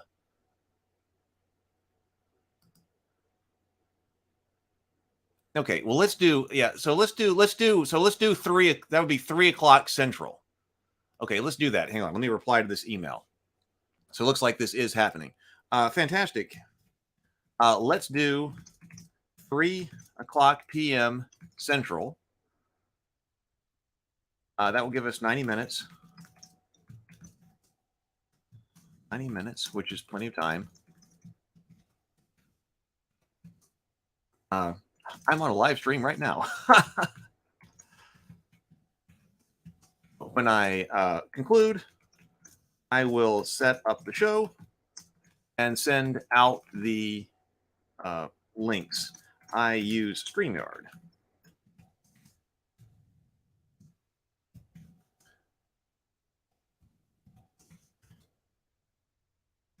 Broadcast. That should be p.m. Pacific. That's right? 1 o'clock p.m. Pacific would be 2 because we got through Mountain and then to Central time.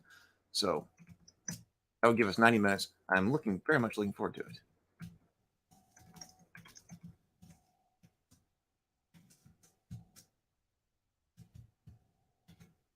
Okay, we're gonna have another live stream at 3 Central today. Well, that'd be fun. That's fun.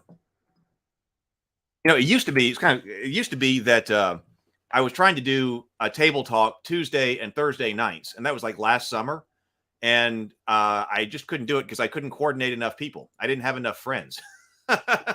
So sometimes they didn't happen and whatever else. Eventually we did 10 of them. And now, strangely, in the last couple of weeks, I have more interest in table talk and people to talk to than I have Tuesday and Thursday nights. So I'm having to, we did Sunday night last night. And then looks like we're doing, we can be flexible with people's time. If other people, we want to have people on, but they're outside that 7:30 time frame, that's fine. So now we're having one this afternoon. So that's awesome. I'm excited. Okay, so we were just talking about the cards, the activation cards. The controller always has 4 activation cards, 1 for each of the chosen characters and 1 special strategy activation card. The player team has a variable number of activation cards based on the number of characters being played, 1 to 4. So 1 character take any 4 activation cards. Unfortunately, since there's only 1 character, there won't be much of a surprise in who is activating during the player activation. Oh, that's why there's more than 1 activation card for each hero, good guy or bad guy. Because if you're playing once, then you can activate yours more than once. Unfortunately, since there's only 1 character, there won't be much of a surprise about who is activating during the player activation.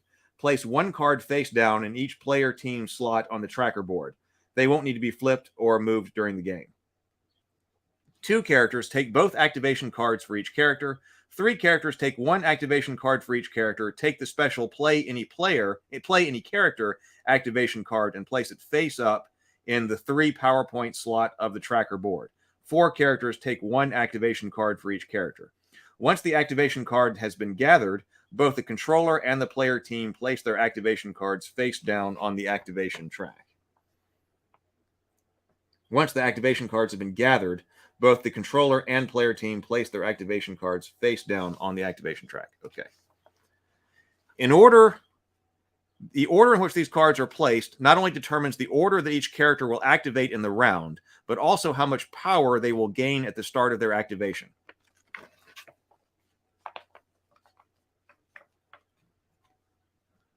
Draco says, we're giving the right vibes to accomplish all this. Yes, absolutely.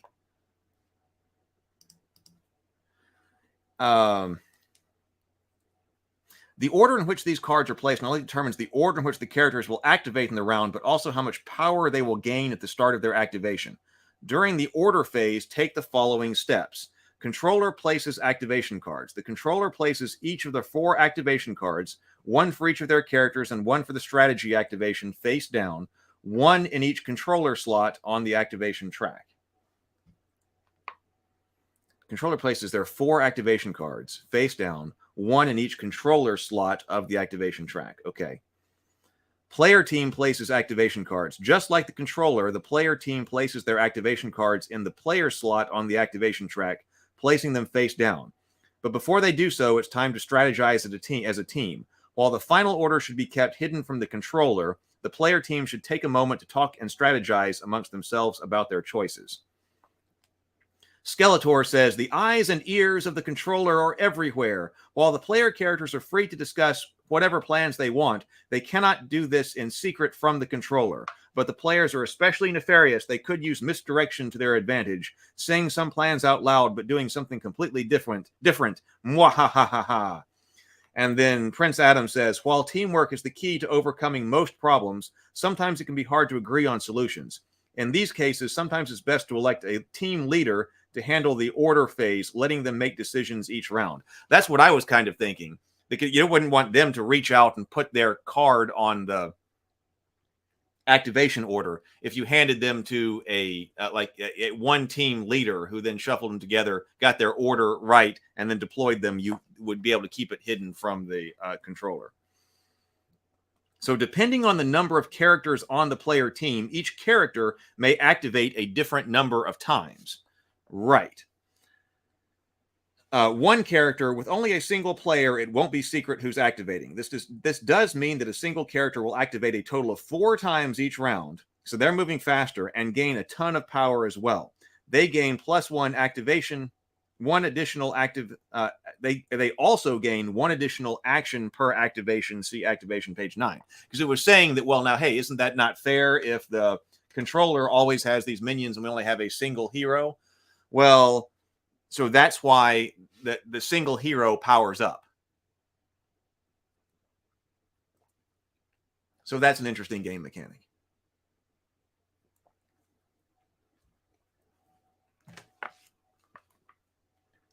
Two characters, each character has 2 activation cards and thus activates 2 times in a round. 3 characters, each character has a single activation card, but there's a unique difference here. The special any player character card is placed face up in the 3 power player slot on the tracker board. When this activation occurs, the player gets to select one of the 3 player characters to get an additional activation and the power. 4 characters, each character will activate once per round. Once all activation cards have been placed, the order phase ends and the activation phase begins. So let's run through some examples on the order phase. Okay, example 1. Here we have example 1. In secret, the controller decides their activation order. They have chosen the following order: Skeletor, Beastman, Strategy, and then Merman. The order is known to the controller, but they're placed face down on the controller slots, hidden from the player team. The player team has 4 characters, so each character has a single activation card. They discuss among themselves and decide the following order: He-Man, Man-at-Arms, Orko, and then Stratos. Of course, remember that all characters are placed face down, so once the cards are on the track, it's going to look something like this right here, so upside down. Example 2. Let's show one more example with 3 player characters.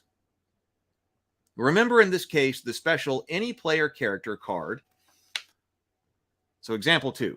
Let's show one more example with 3 player characters. Remember, in this case, the special any player character card is always in the last player character slot. So that might be the any card right there. The rest of the order is determined by the player team as usual. In this example, Orko is sitting this one out, so it's just He-Man, Stratos, and Man-at-Arms. They've chosen the order in which to place their cards.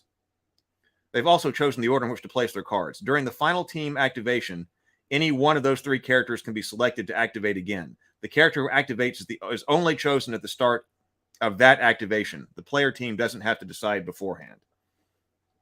So then we go to activation phase. Once the order phase has been completed, the activation phase begins. During this phase, flip over the activation cards in the order they appear on the activation track. And I was going to say, I bet that if we're talking about accumulating power here, here is our activation track. So controller, player, controller, player, controller, player. So that's what this is over here. So we are looking at the number of power, I suppose, you get. I think we're starting on this side. So if you're acting first, my guess then is if you're acting first, then you're going to get less power, because the advantage is that you're acting first. I'm presuming here. And then as you go later in the round, an advantage to going later in the round is that you get more power on that turn. So maybe like if you're running out of power, then what you want to do is you want to place one of your characters later in the lineup in order to make sure that that they can charge back up. So it's kind of like resting, maybe. Sounds interesting. I'm kind of liking this. So the player has 1, 2, 3, four slots here. So this controller over here doesn't have power. So I see. So controller, player, but 2 with 1, 2 with 1, 2 with 2, 2 with no. 4 with 2. So the last player is actually a 3 power slot. Okay.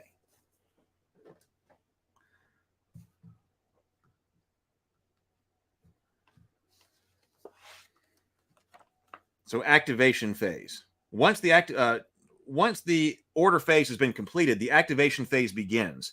During this phase, flip over the activation cards in the order they appear on the activation track.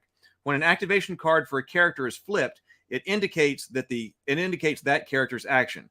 Character activations, regardless of whether that player is a player or controller, are resolved in the same way. When the strategy activation card is flipped over by the controller, it becomes the strategy activation. After all activations have been completed, remove all activation cards from the tracker board. Then the game round ends. A new game round then begins with a new order phase. The game continues round after round until one side achieves the victory conditions listed in the scenario. So character activation. 1. Gain power.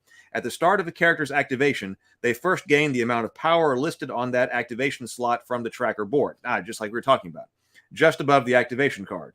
When gained, power is immediately assigned to any unlocked skill and only to unlocked skills. Power cannot be assigned to empty skill slots. Perform actions. Once they have gained power, it's time for the character to perform actions. A character may perform up to 2 actions during their activation. The same activation may not be performed multiple times, or the same action may not be performed. No, excuse me, it may. Let me just start that over. Scratch that. The same action may be performed multiple times, and there is no specific order in which actions must be taken. An action must be completed before another one can be taken. This means a character cannot stop in the middle of an action to perform another, only to resume the previous action. So the actions a character can perform are attack.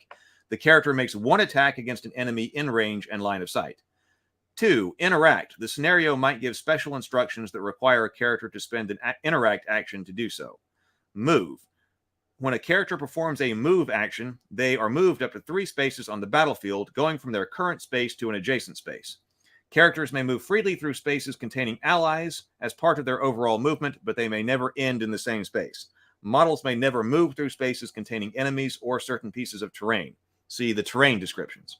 In addition, a character who moves out of a space adjacent to enemies, if a character moves out of a space adjacent to enemies, they suffer escape damage. So there's like tax of opportunities here.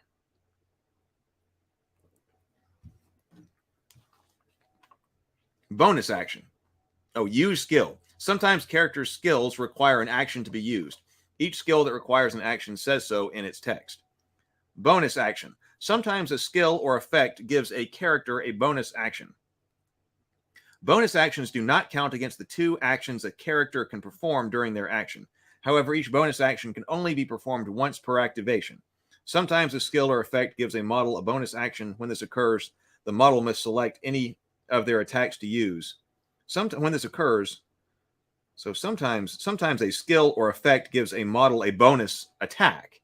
When this occurs, the model may select any of the attacks to use, but must pay any and all power costs as usual. So once a character has completed their 2 actions, or chosen to pass their remaining actions, the activation ends and the next card on the activation track is flipped, beginning another character's activation. This continues until all activations have been completed. Single player character is +1 activation. Instead of 2 actions when playing with only a single player character, they will also gain +1 activation per action per activation. This means that they get to activate 4 times with a total of 3 actions per activation.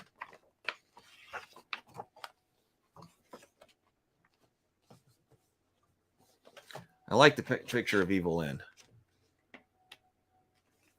Nice. So what is strategy activation? The strategy activation functions a bit differently than character activation. When the strategy activation happens, the following steps are taken in order. 1. Gain power. Unlike a character activation, power gained during the strategy activation is allocated to the 4 skills on the controller board. This power may be split as the controller wishes between skills. It does not have to be allocated to the same skill. So remember, so here is our main control. Where is it? Yeah, we have a different kind of board for the control right here, for the controller board. So we got power slots for that as well. And so we've got certain kinds of strategy skills or something like that. We said we had to place them face down. So that's what that is right there.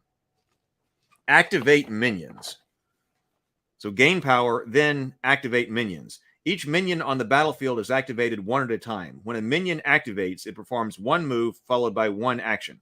It can only perform these actions and must perform them in that order, though they may forfeit either of these actions if they want. For example, a minion doesn't have to move if it doesn't want to and can just attack.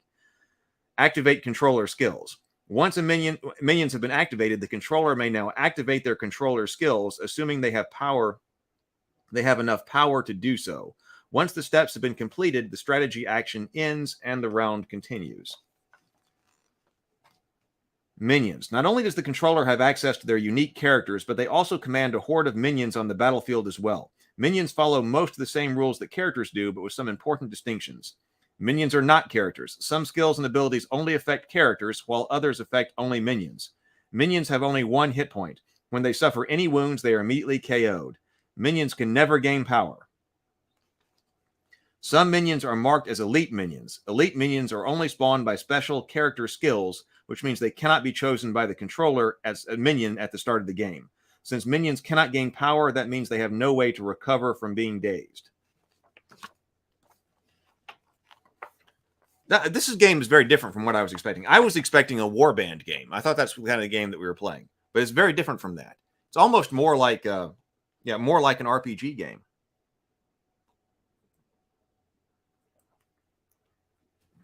Like a variation, kind of like Hero Quest, kind of Zombicide-esque kind of thing. Interesting. So skills and powers. Skills and powers go hand in hand, so I'll cover them together in this section. Power is the resource needed to use skills. Skills are unique abilities and attacks of each character. Power is the resource used to activate skills and is represented by power cubes. There are two primary ways characters gain power: when they activate based on their order in the tracker board, and through attacks. There may be other effects that generate power, but those are the main two. When a player character gains power, it is immediately assigned to an empty power slot below the hero card or on any unlocked skill. So that's down here.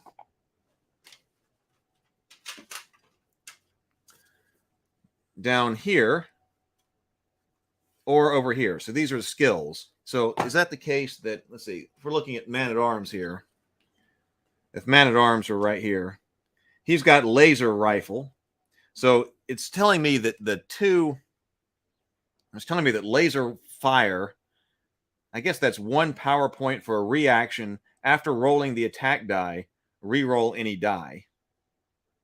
And then 2 power bonus action, perform 1 laser rifle attack. So I guess these power slots are being used for that, for what's on your card. And then we said we got other skills that could go over here. So I guess that's being used for skills. So I was wondering, like, what if you haven't unlocked any skills or something like that? Or maybe you start with a skill unlocked. I don't know. With 1 skill unlocked or something like that. But if you don't have a skill, where do you allocate? Well, you can allocate down here, apparently, for your basic stuff. Okay. So when a controller gains power, it is immediately assigned to an empty power slot on any of their controller skills. Oh, wait a minute. This also makes me wonder. So here's the player side. Well, nope. There are power required for that too. So incorrect hypothesis. I don't know Exo Squad.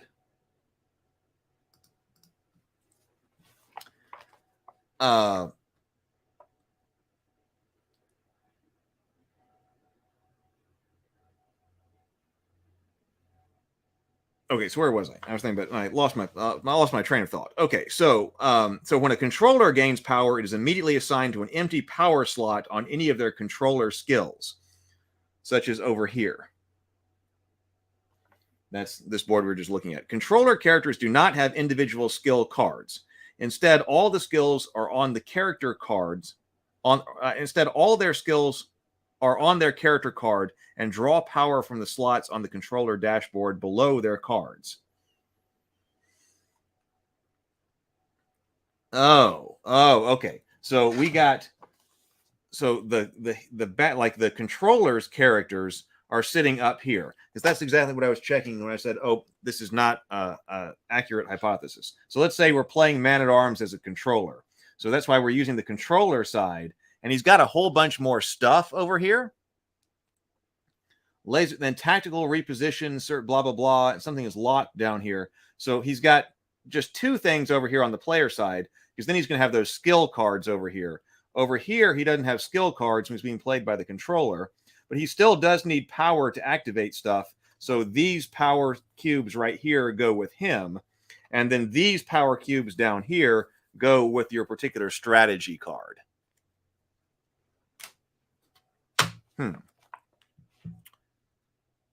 Each character dashboard has power slots for each skill. So down here, each character dashboard has power slots for each skill. When a player gains power, they assign power to these slots. The controller has their own dashboard where they assign any power they gain to 4 controller skills, as well as slots for their controller characters to gain up to 5 power each. 1, 2, 3, 4, yep, 5. Okay. Each controller character group has a group of 5 power slots below their card. The power can only be used to pay for those skills. Skeletor says, minions are weak. They can never gain power. If an effect tries to give them power, then it is wasted, squandered, and immediately discarded. Minions don't have power slots and can never gain power. So, skills. Skills are the attacks, powers, and various abilities usable by each character. Skills are found in 2 places. On character cards, which are printed. I'm getting more and more excited about this. I'm having a good time.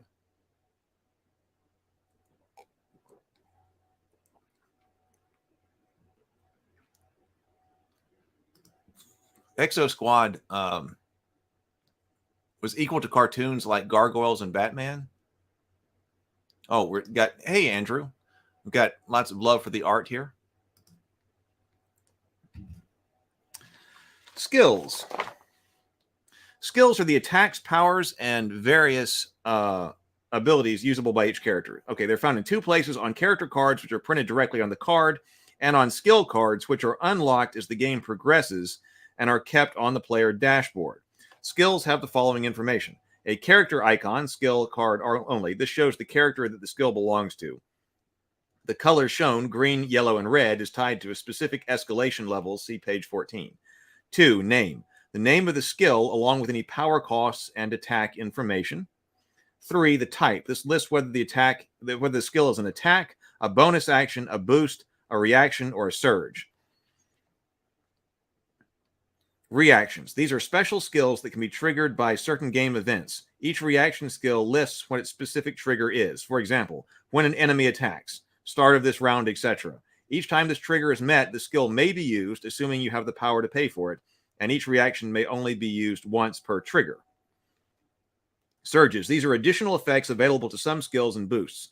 When a skill or boost is used, it has a surge effect. You may pay the additional power listed to gain the additional boost. Each surge may be used only once per skill boost.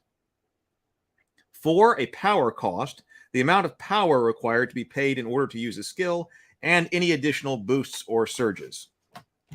5, effect. A skill might have additional effects that are listed, that lists a power cost next to it. These additional effects are only activated if the additional power cost is paid in addition to the cost of the skill. For example, He-Man's throw skill has an additional boost effect that can be used by paying +1 power. So let's see over here. Throw costs 1 power. Push enemies wounded by this attack up to 2 spaces. But then attack boost for another power. If that enemy ends adjacent to another enemy, perform a 3 attack on the adjacent enemy. It cannot generate power. That's a classic He-Man move. Throwing heroes into or throwing bad guys into others. So when a character uses a skill, they must first pay any power cost associated with that skill. You cannot use a skill if they cannot pay for it. The power used to pay for skills must come from that skill's specific power slot, as shown on the character dashboard. The 3 unlockable player skills have 3 power slots each. The skill from the power card, regardless of the number, are paid from the the skills from the character card, regardless of number, are paid for from down here. For example, He-Man's throw skill is a 2 power, has 2 power available to it.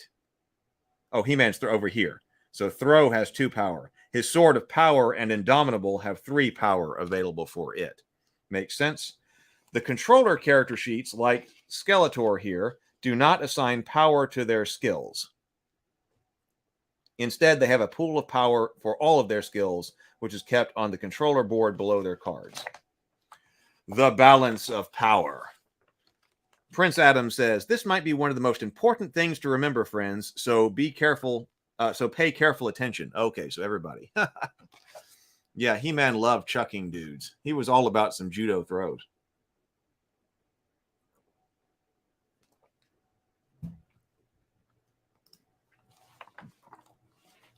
The forces of good and evil are in constant conflict with each other. When one side of the conflict rises, so does the other.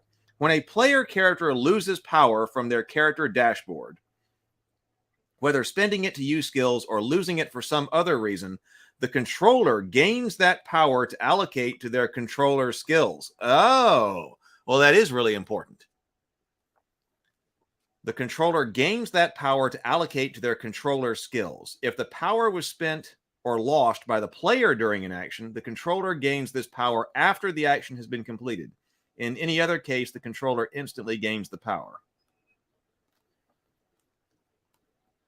So power is coming in by getting it mainly through, we said there were two main ways to get power. You get it based on your order on the tracker board or through attacks. So that's how power is coming into the game. But once it comes into the game, it's not destroyed. It seems like you're going back and forth between you and the other side. Example, He-Man spends 2 power to use his Indomitable skill, gaining its effect. As soon as this skill is resolved, however, the controller immediately gains the power it used, allocating it to one of his controller skills. Remember that this power is assigned only to skills on the controller board. Oh, on the controller board. It cannot be allocated to a controlled character. Okay, so that is also important. It's allocated to their controller skills, which are these skills down here, not up here, because those are for the characters. So when the controller is getting it, they have to be allocated down here. Well, interesting. I guess that it's not.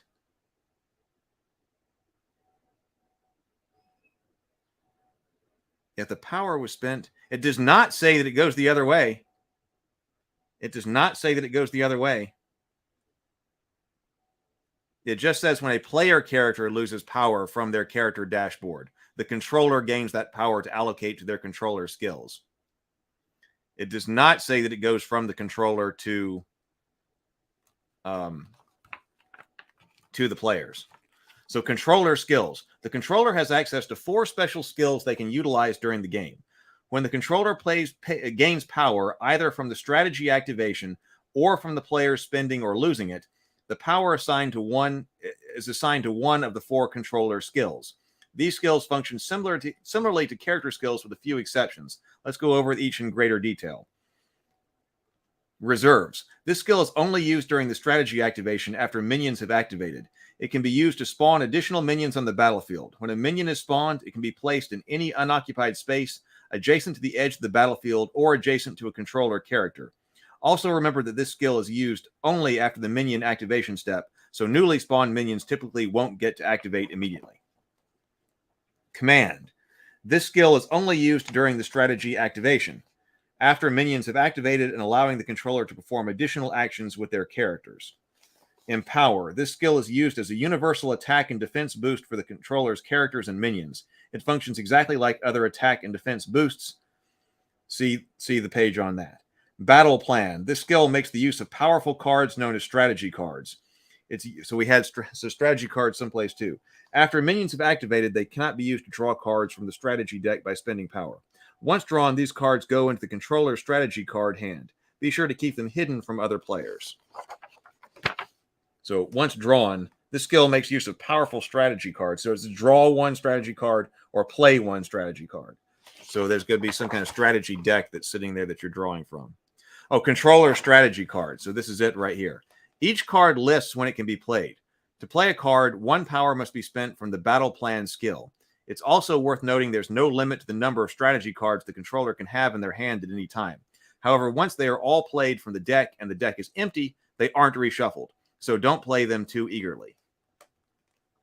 Got that, Skeletor says? So during the controller strategy activation, they pay 1 power to draw a strategy card. Later, when the time is right, they pay another 1 power from the battle plan to play the card, springing their diabolical trap on those unsuspecting fools.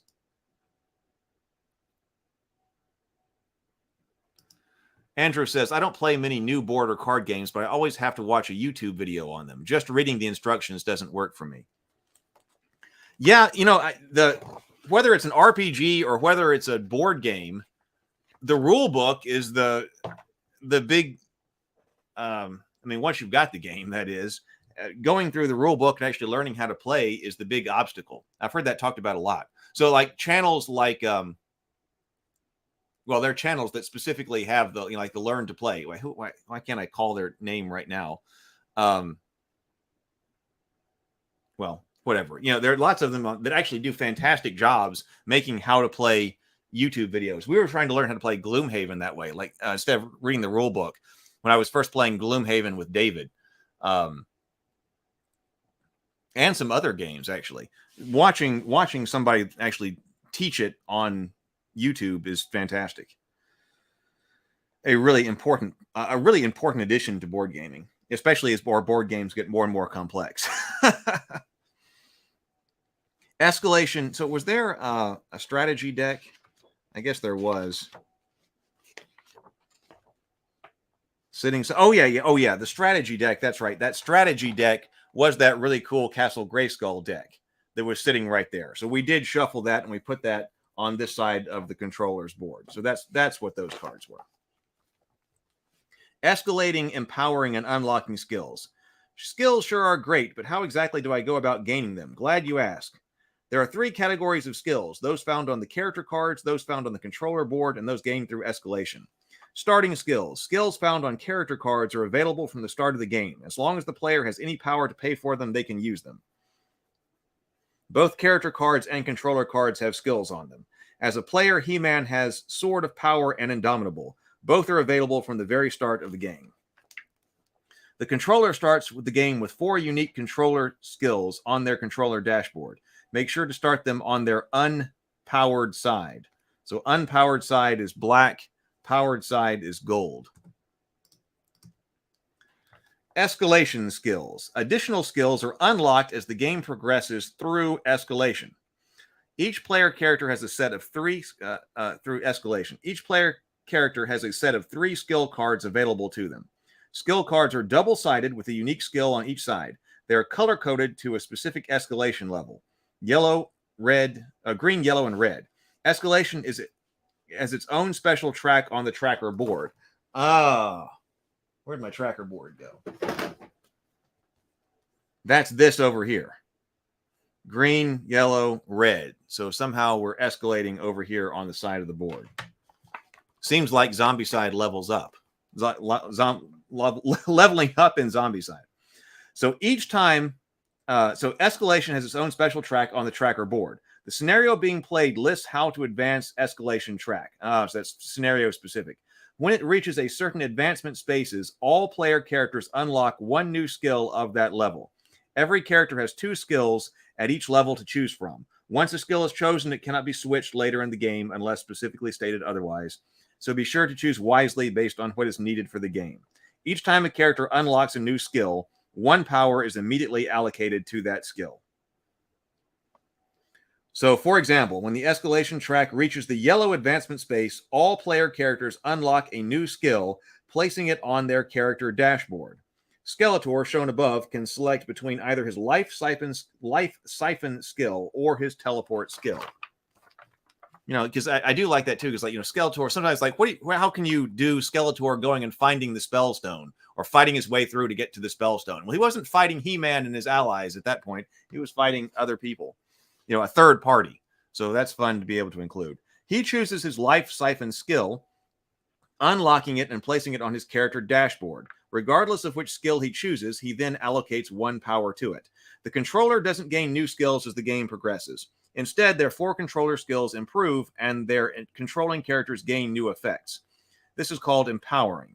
Each time one of the advancement spaces on the escalation track is reached, at the same time the player characters gain new skills, the controller chooses one of the skills on the controller dashboard and flips it to its empowered side.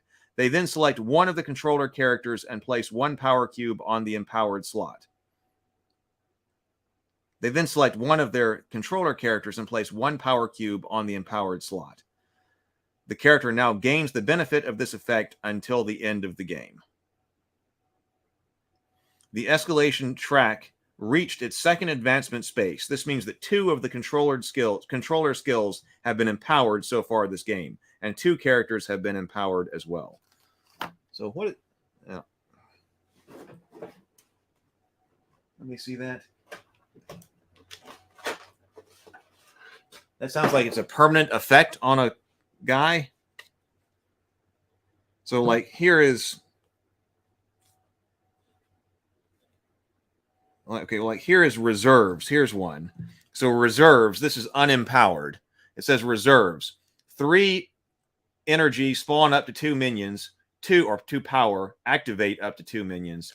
You empower it, and it says spawn up to 3 minions, activate up to 3. So it's okay. So it's so it does improve when it powers up. I don't understand the point about each time the advancement space on the escalation track is reached. At the same time the player characters gain new skills, the controller chooses one of his skills on the dashboard and flips it to its empowered side. They then select one of the controller characters and place 1 power cube on the empowered slot. Why do you need to choose a character? It seems like you would just put that power on the skill you just leveled up.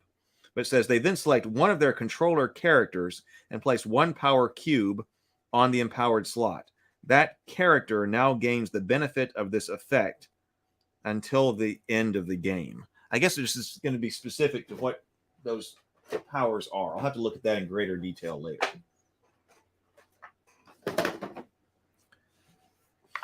Okay, attacks. How do you attack something?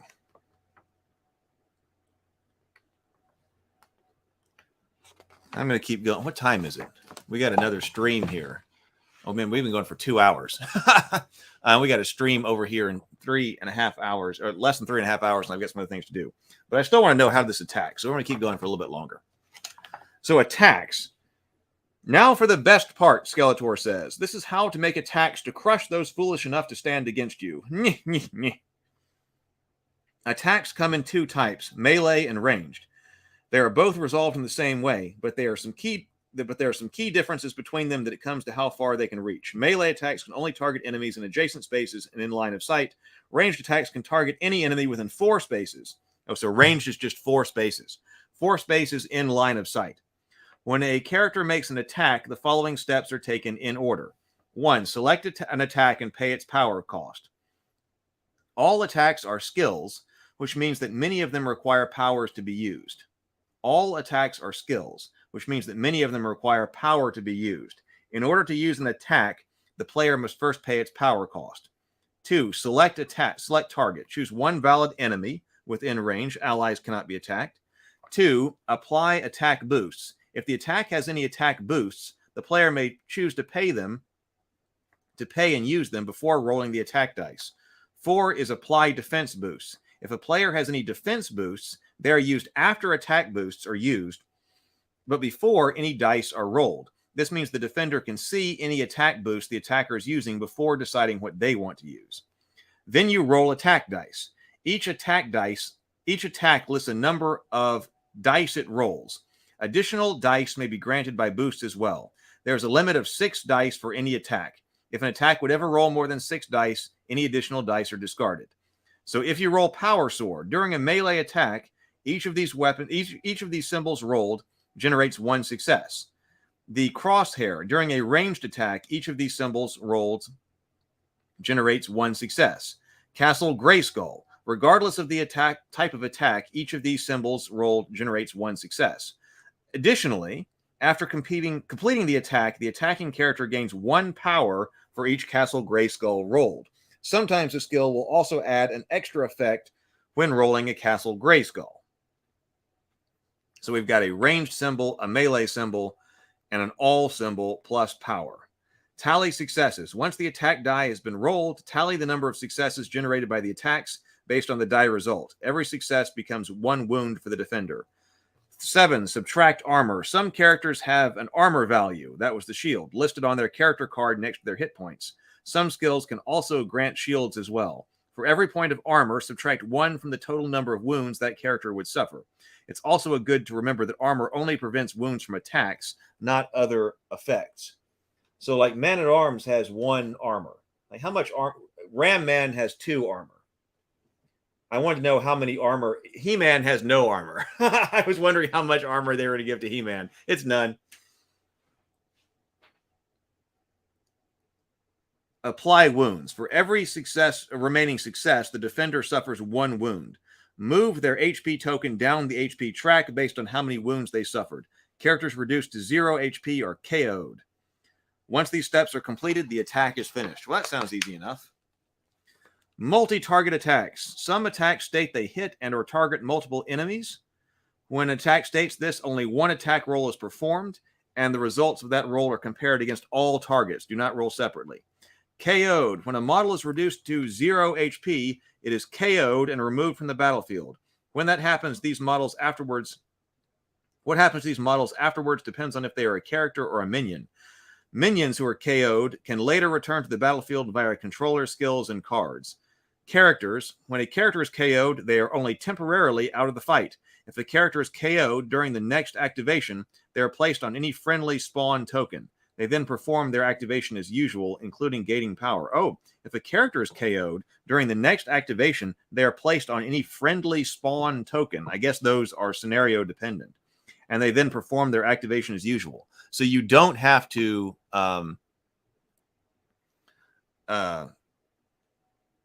this is not player elimination. You just go back to the beginning. Dazed. Some attacks or effects daze the defender. When a model becomes dazed, place a dazed token next to it. So some attacks or effects daze the defender. When a model becomes dazed, place a dazed token next to it. The dazed token is moved along with the model until they recover from it. While dazed, that model does not gain the benefits of armor and moves 1 less space for any of its moves except when pushed. During the activation, a model may spend 1 power point to recover from being dazed. Models can only have 1 dazed tokens. Note that this means that minions, since they can never gain power, can never recover from being dazed. Yeah, Andrew says He-Man keeps his sternum covered. That should be worth something. And I did notice there's a different He-Man miniature over there in the box of power where He-Man has his shield out and his battle axe. I wonder if it's got different stats. Because on this one, this miniature over here, well, when He-Man's riding Battle Cat, he's got his shield. But he's just got his sword out for the miniature on foot. Actually, I wonder also if He-Man over here, if you go to He-Man, since he's got his shield, He-Man mounted. Oh, He-Man mounted does have 1 defense. So I guess that's Battle Cat's armor and his shield. So they thought about these things. Attack example. Your old pal Skeletor is attacking Tilo with the Life Siphon ranged attack. So Life Siphon is 1. It says 4 dice ranged. For every wound dealt, Skeletor or an ally within 4 spaces heals 1. 2 power for an attack boost. If this KOs an enemy, Skeletor or an ally within 4 spaces may perform 1 bonus move action. First, I'll need to spend 1 power to use the attack. Once I've done that, I'll roll 4 dice. If I had any other attack boost, now would be the time to use them, but I don't need any. I roll 4 attack dice and get the following results: Sword of Grayskull, Crosshairs, Grayskull, and Grayskull. So I scored a total of 3 successes from the Crosshairs and Grayskull results, and I missed due to the Power Sword. I also gained 2 power from the rolls because I am amazing, and I rolled 2 Castle Grayskulls. Those 3 successes would deal 3 wounds to Tila, but wait, that meddling do-gooder has armor. Her armor value of 1 blocks 1 of the 3 wounds I dealt her. So in the end, she'll end up suffering 2 wounds total. That's fine. I was going easy on her anyway. She moves her HP token on the track down 2 spaces, all the closer to being KO'd. Also remember, my Life Siphon skill heals for each wound it causes. Behold my might.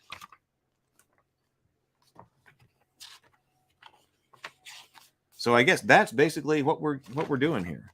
So the battlefield here, I think we kind of know what's going on there. Checking distances. It says all skills require line of sight unless specifically stated otherwise. All distances are measured in spaces. Whenever the distance of an effect needs to be checked, such as something being within 4 spaces, count the number of spaces from the source. And that's easy, rather than trying to do, a game like this, you wouldn't be expecting to use a ruler anyway. Moving, when an element moves, it crosses from space to an adjacent space. Escape damage. Oh, yeah. So you can't just let an adversary move around you all willy-nilly. Take the opportunity to get the hit in. Anytime a model moves out of a space with enemies adjacent to that space, the model suffers 1 wound for each adjacent enemy. This happens every time they move from one space to another, meaning it can happen multiple times during the same move. So that's automatic. 1 wound. 2 important things to remember. A model never suffers escape damage from being pushed. The second is that escape damage cannot be prevented by armor. This is because armor only prevents wounds from attacks and nothing else. I'm interested to know how that rule plays into things. Man-at-Arms leaves his space. Because a hover robot is in an adjacent space, Man-at-Arms suffers 1 wound. Man-at-Arms leaves this space over here because 2 hover robots are in adjacent spaces. Man-at-Arms suffers 3 wounds. Example 3. Man-at-Arms leaves his space suffering 1 wound from the adjacent hoverbot.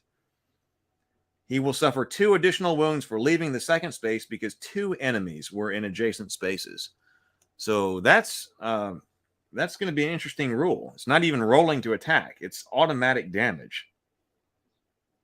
Line of sight determines what an element on the battlefield can see. To determine if 2 elements are within line of sight of each other, trace a line from the closest corners of each to their spaces. To the closest corners of each to their spaces. Unless that line crosses an element, usually terrain, that blocks line of sight, they have line of sight. Models do not block line of sight unless they specifically have a rule saying they do. Models and terrain do not block line of sight unless they have a rule saying they do. If multiple edges are the same distance, then the source may choose the edge that determines line of sight. So, for instance, Man-at-Arms and Purple Hoverbot A are adjacent to each other. Man-at-Arms and Hoverbot B down here are within 2 spaces of each other and have line of sight. Man-at-Arms and Yellow Hoverbot C do not have line of sight because the rocks are in between. And then over here as well, here we're crossing the ruins, no line of sight. So terrain, we saw that terrain has different rules. Some skills and rules might interact with terrain penalties.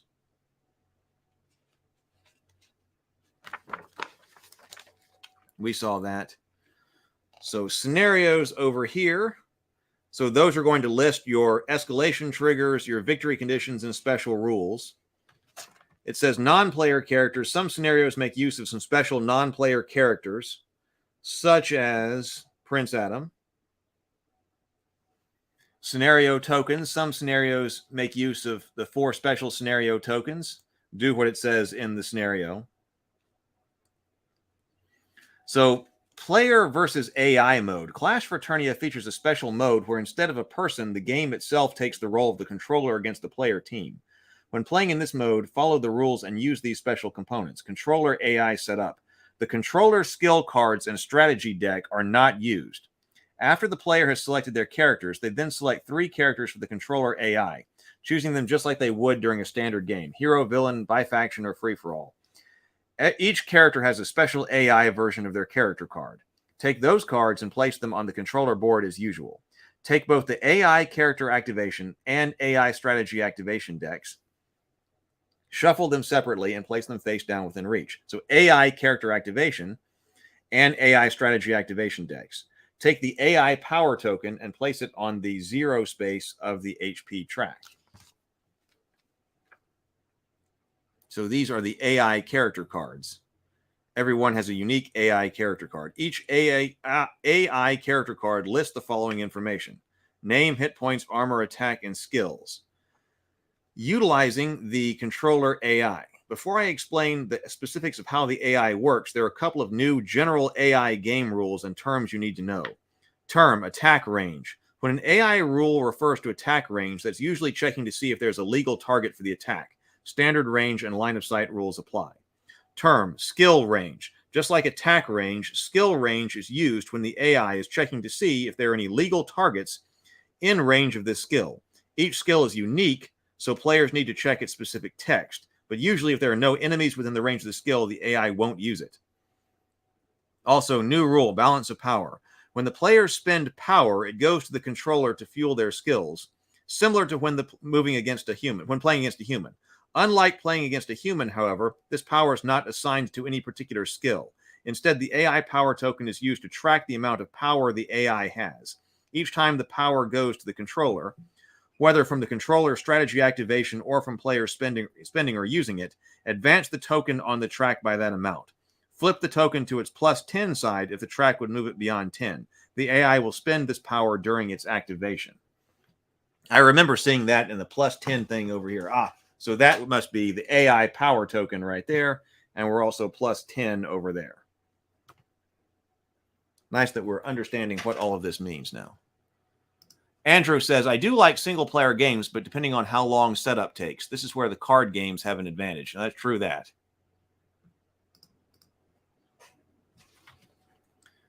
So, the order phase. At the start of each order phase, take the activation cards for the 3 AI characters and single controller strategy cards. Shuffle them and randomly place 1 on each of the controller spaces of the order track. At the end of the order phase, take the AI character activation and strategy activation deck and shuffle them separately, including any revealed cards from that round.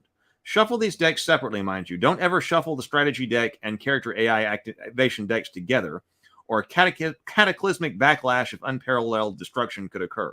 And that would be bad for everyone. Most importantly, me, Skeletor says. AI activations. Each time an AI character activates, they first gain power as usual. Then, based on their space on the order track, then flip 1 card from the character activation AI deck. Each AI card lists various actions the characters will attempt to perform. Check the first action listed on the card. If the criteria for that action is met, the action is activated. It cannot be done. If it cannot be done, proceed to the next action listed on the card, continuing until one of the actions can be performed. Each AI character has 2 actions, just as usual for a character. Once they have completed their first action, repeat checking the actions listed on the AI card a second time, checking the same card. Do not draw a new one. When a strategy card is flipped for the controller, flip 1 strategy activation AI card. When a strategy card is flipped, for the controller on this over here, this card will list various actions the controller will attempt to perform based on the amount of power they have available. The controller only resolves 1 action during their activation. The controller only resolves 1 action during their activation. This is done exactly like the character activation AI, attempting the first action and then proceeding down the list until it can't be performed. I guess that's a strategy, if you're performing that strategy action.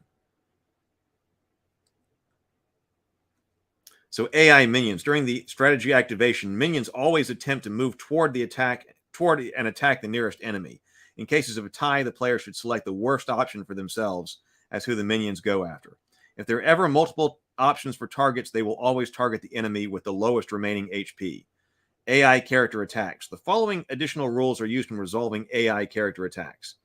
AI characters always use attack boosts and surges if it's possible and they are applicable. This means, for example, an AI character won't use a boost that reduces armor against an enemy with no armor. They use boosts and surges in the order that appear on their card, meaning that if an attack has multiple boosts, the first one listed will always be the one they try to utilize before checking if they have the power for the next one. If there are ever multiple options for those an AI character attacks, they will always target the enemy with the lowest remaining HP. So also using skills, basically the same kind of thing with skills. And then we go to the glossary. Here's our summary. Each round is separated into 2 phases. So it's good. We began with a summary and we end with a summary. The order phase and the activation phase. The player team and the controller places activation cards face down on the tracker board. The controller places activation cards. The player team places activation cards. Gain the amount of power listed on the activation slot on the tracker board. Power is assigned to any unlocked skill. 2. Perform actions. Perform up to 2 actions. Move, 3 spaces on the battlefield. Attack. The character performs 1 attack against an enemy in range and line of sight. Interact as per the scenario's instructions. Use skill. Some skills require an action to be used. Bonus actions can be performed once per activation and do not count toward the 2 action limit. Controller strategy activation is gain power, activate minions, activate controller skills. The balance of power. When a player character loses power from their character dashboards for any reason, the controller gains that power to allocate to their skills. Whew! Fun. I said completely different from what I was expecting. I didn't really know what to expect, but I guess I was thinking warband game, but it is different from that. So there we go. So there are still other He-Man boxes to go through. I still got the box of power and the assault on Castle Grayskull, and because I got all that, but we'll have to go through that some other time. So, all right, we have a very special, now the big question, will you actually play it? That is the big question, because I've been stacking up games over here that have not gotten playtime. So I will play it if I can get it, especially if we can do the Dinner and a Board Game live stream shows and get that going again. That was part of the reason that I've been doing this live streaming and stuff like that is part of it because like the games and things like that are ones that I want to play. So first I'm going to go through here the Hero Quest solo quests like for that. And maybe I'm hoping to be able to start that this Friday. So if we're able to do that, then it will be on the docket to get played. I don't know when or what order because there are a lot of games sitting over here, but we will see. So we have a very special table talk this afternoon. We are going to be talking to, in fact, let me just show you this. I don't know if you've looked this up. So this is the Kickstarter over here. This is Tabletop News. They look like they're running a big operation over here. It's a high production value operation, and they're getting it funded. So this is great. So it's right here. They might have funded by now. Let's see. They just funded. Let me bring up the share. Present, share screen, window right here. It's this right here. Tabletop News. No, I didn't know there was this layout. That does look like a very a newsworthy layout right there. Let's go here though. So Tabletop News right here. Tabletop News is your weekly rundown of the tabletop gaming industry's latest news created by gamers for gamers. So I watched their like YouTube, their like trailer on YouTube. They're trying to do an initial episode of 10 tabletop news funding by this campaign. So we'll take a look at this. So this is what we're going to be taking a look at. So we're going to have a couple of people from this Kickstarter on at 3 o'clock. So that's, 3 hours. So in 3 hours, we'll be live again talking to them. So I really appreciate your hanging out with me. Please do like and subscribe if you are not already. And I look forward to seeing you at 3 o'clock Central. I'll get all that. I'll get the Kickstarter. I'll get the YouTube page set up. And then also I'll put it out on the Discord as well once it's closer to time that we're about to go live. But in the meantime, be productive, be creative, and I will see you all at 3 o'clock.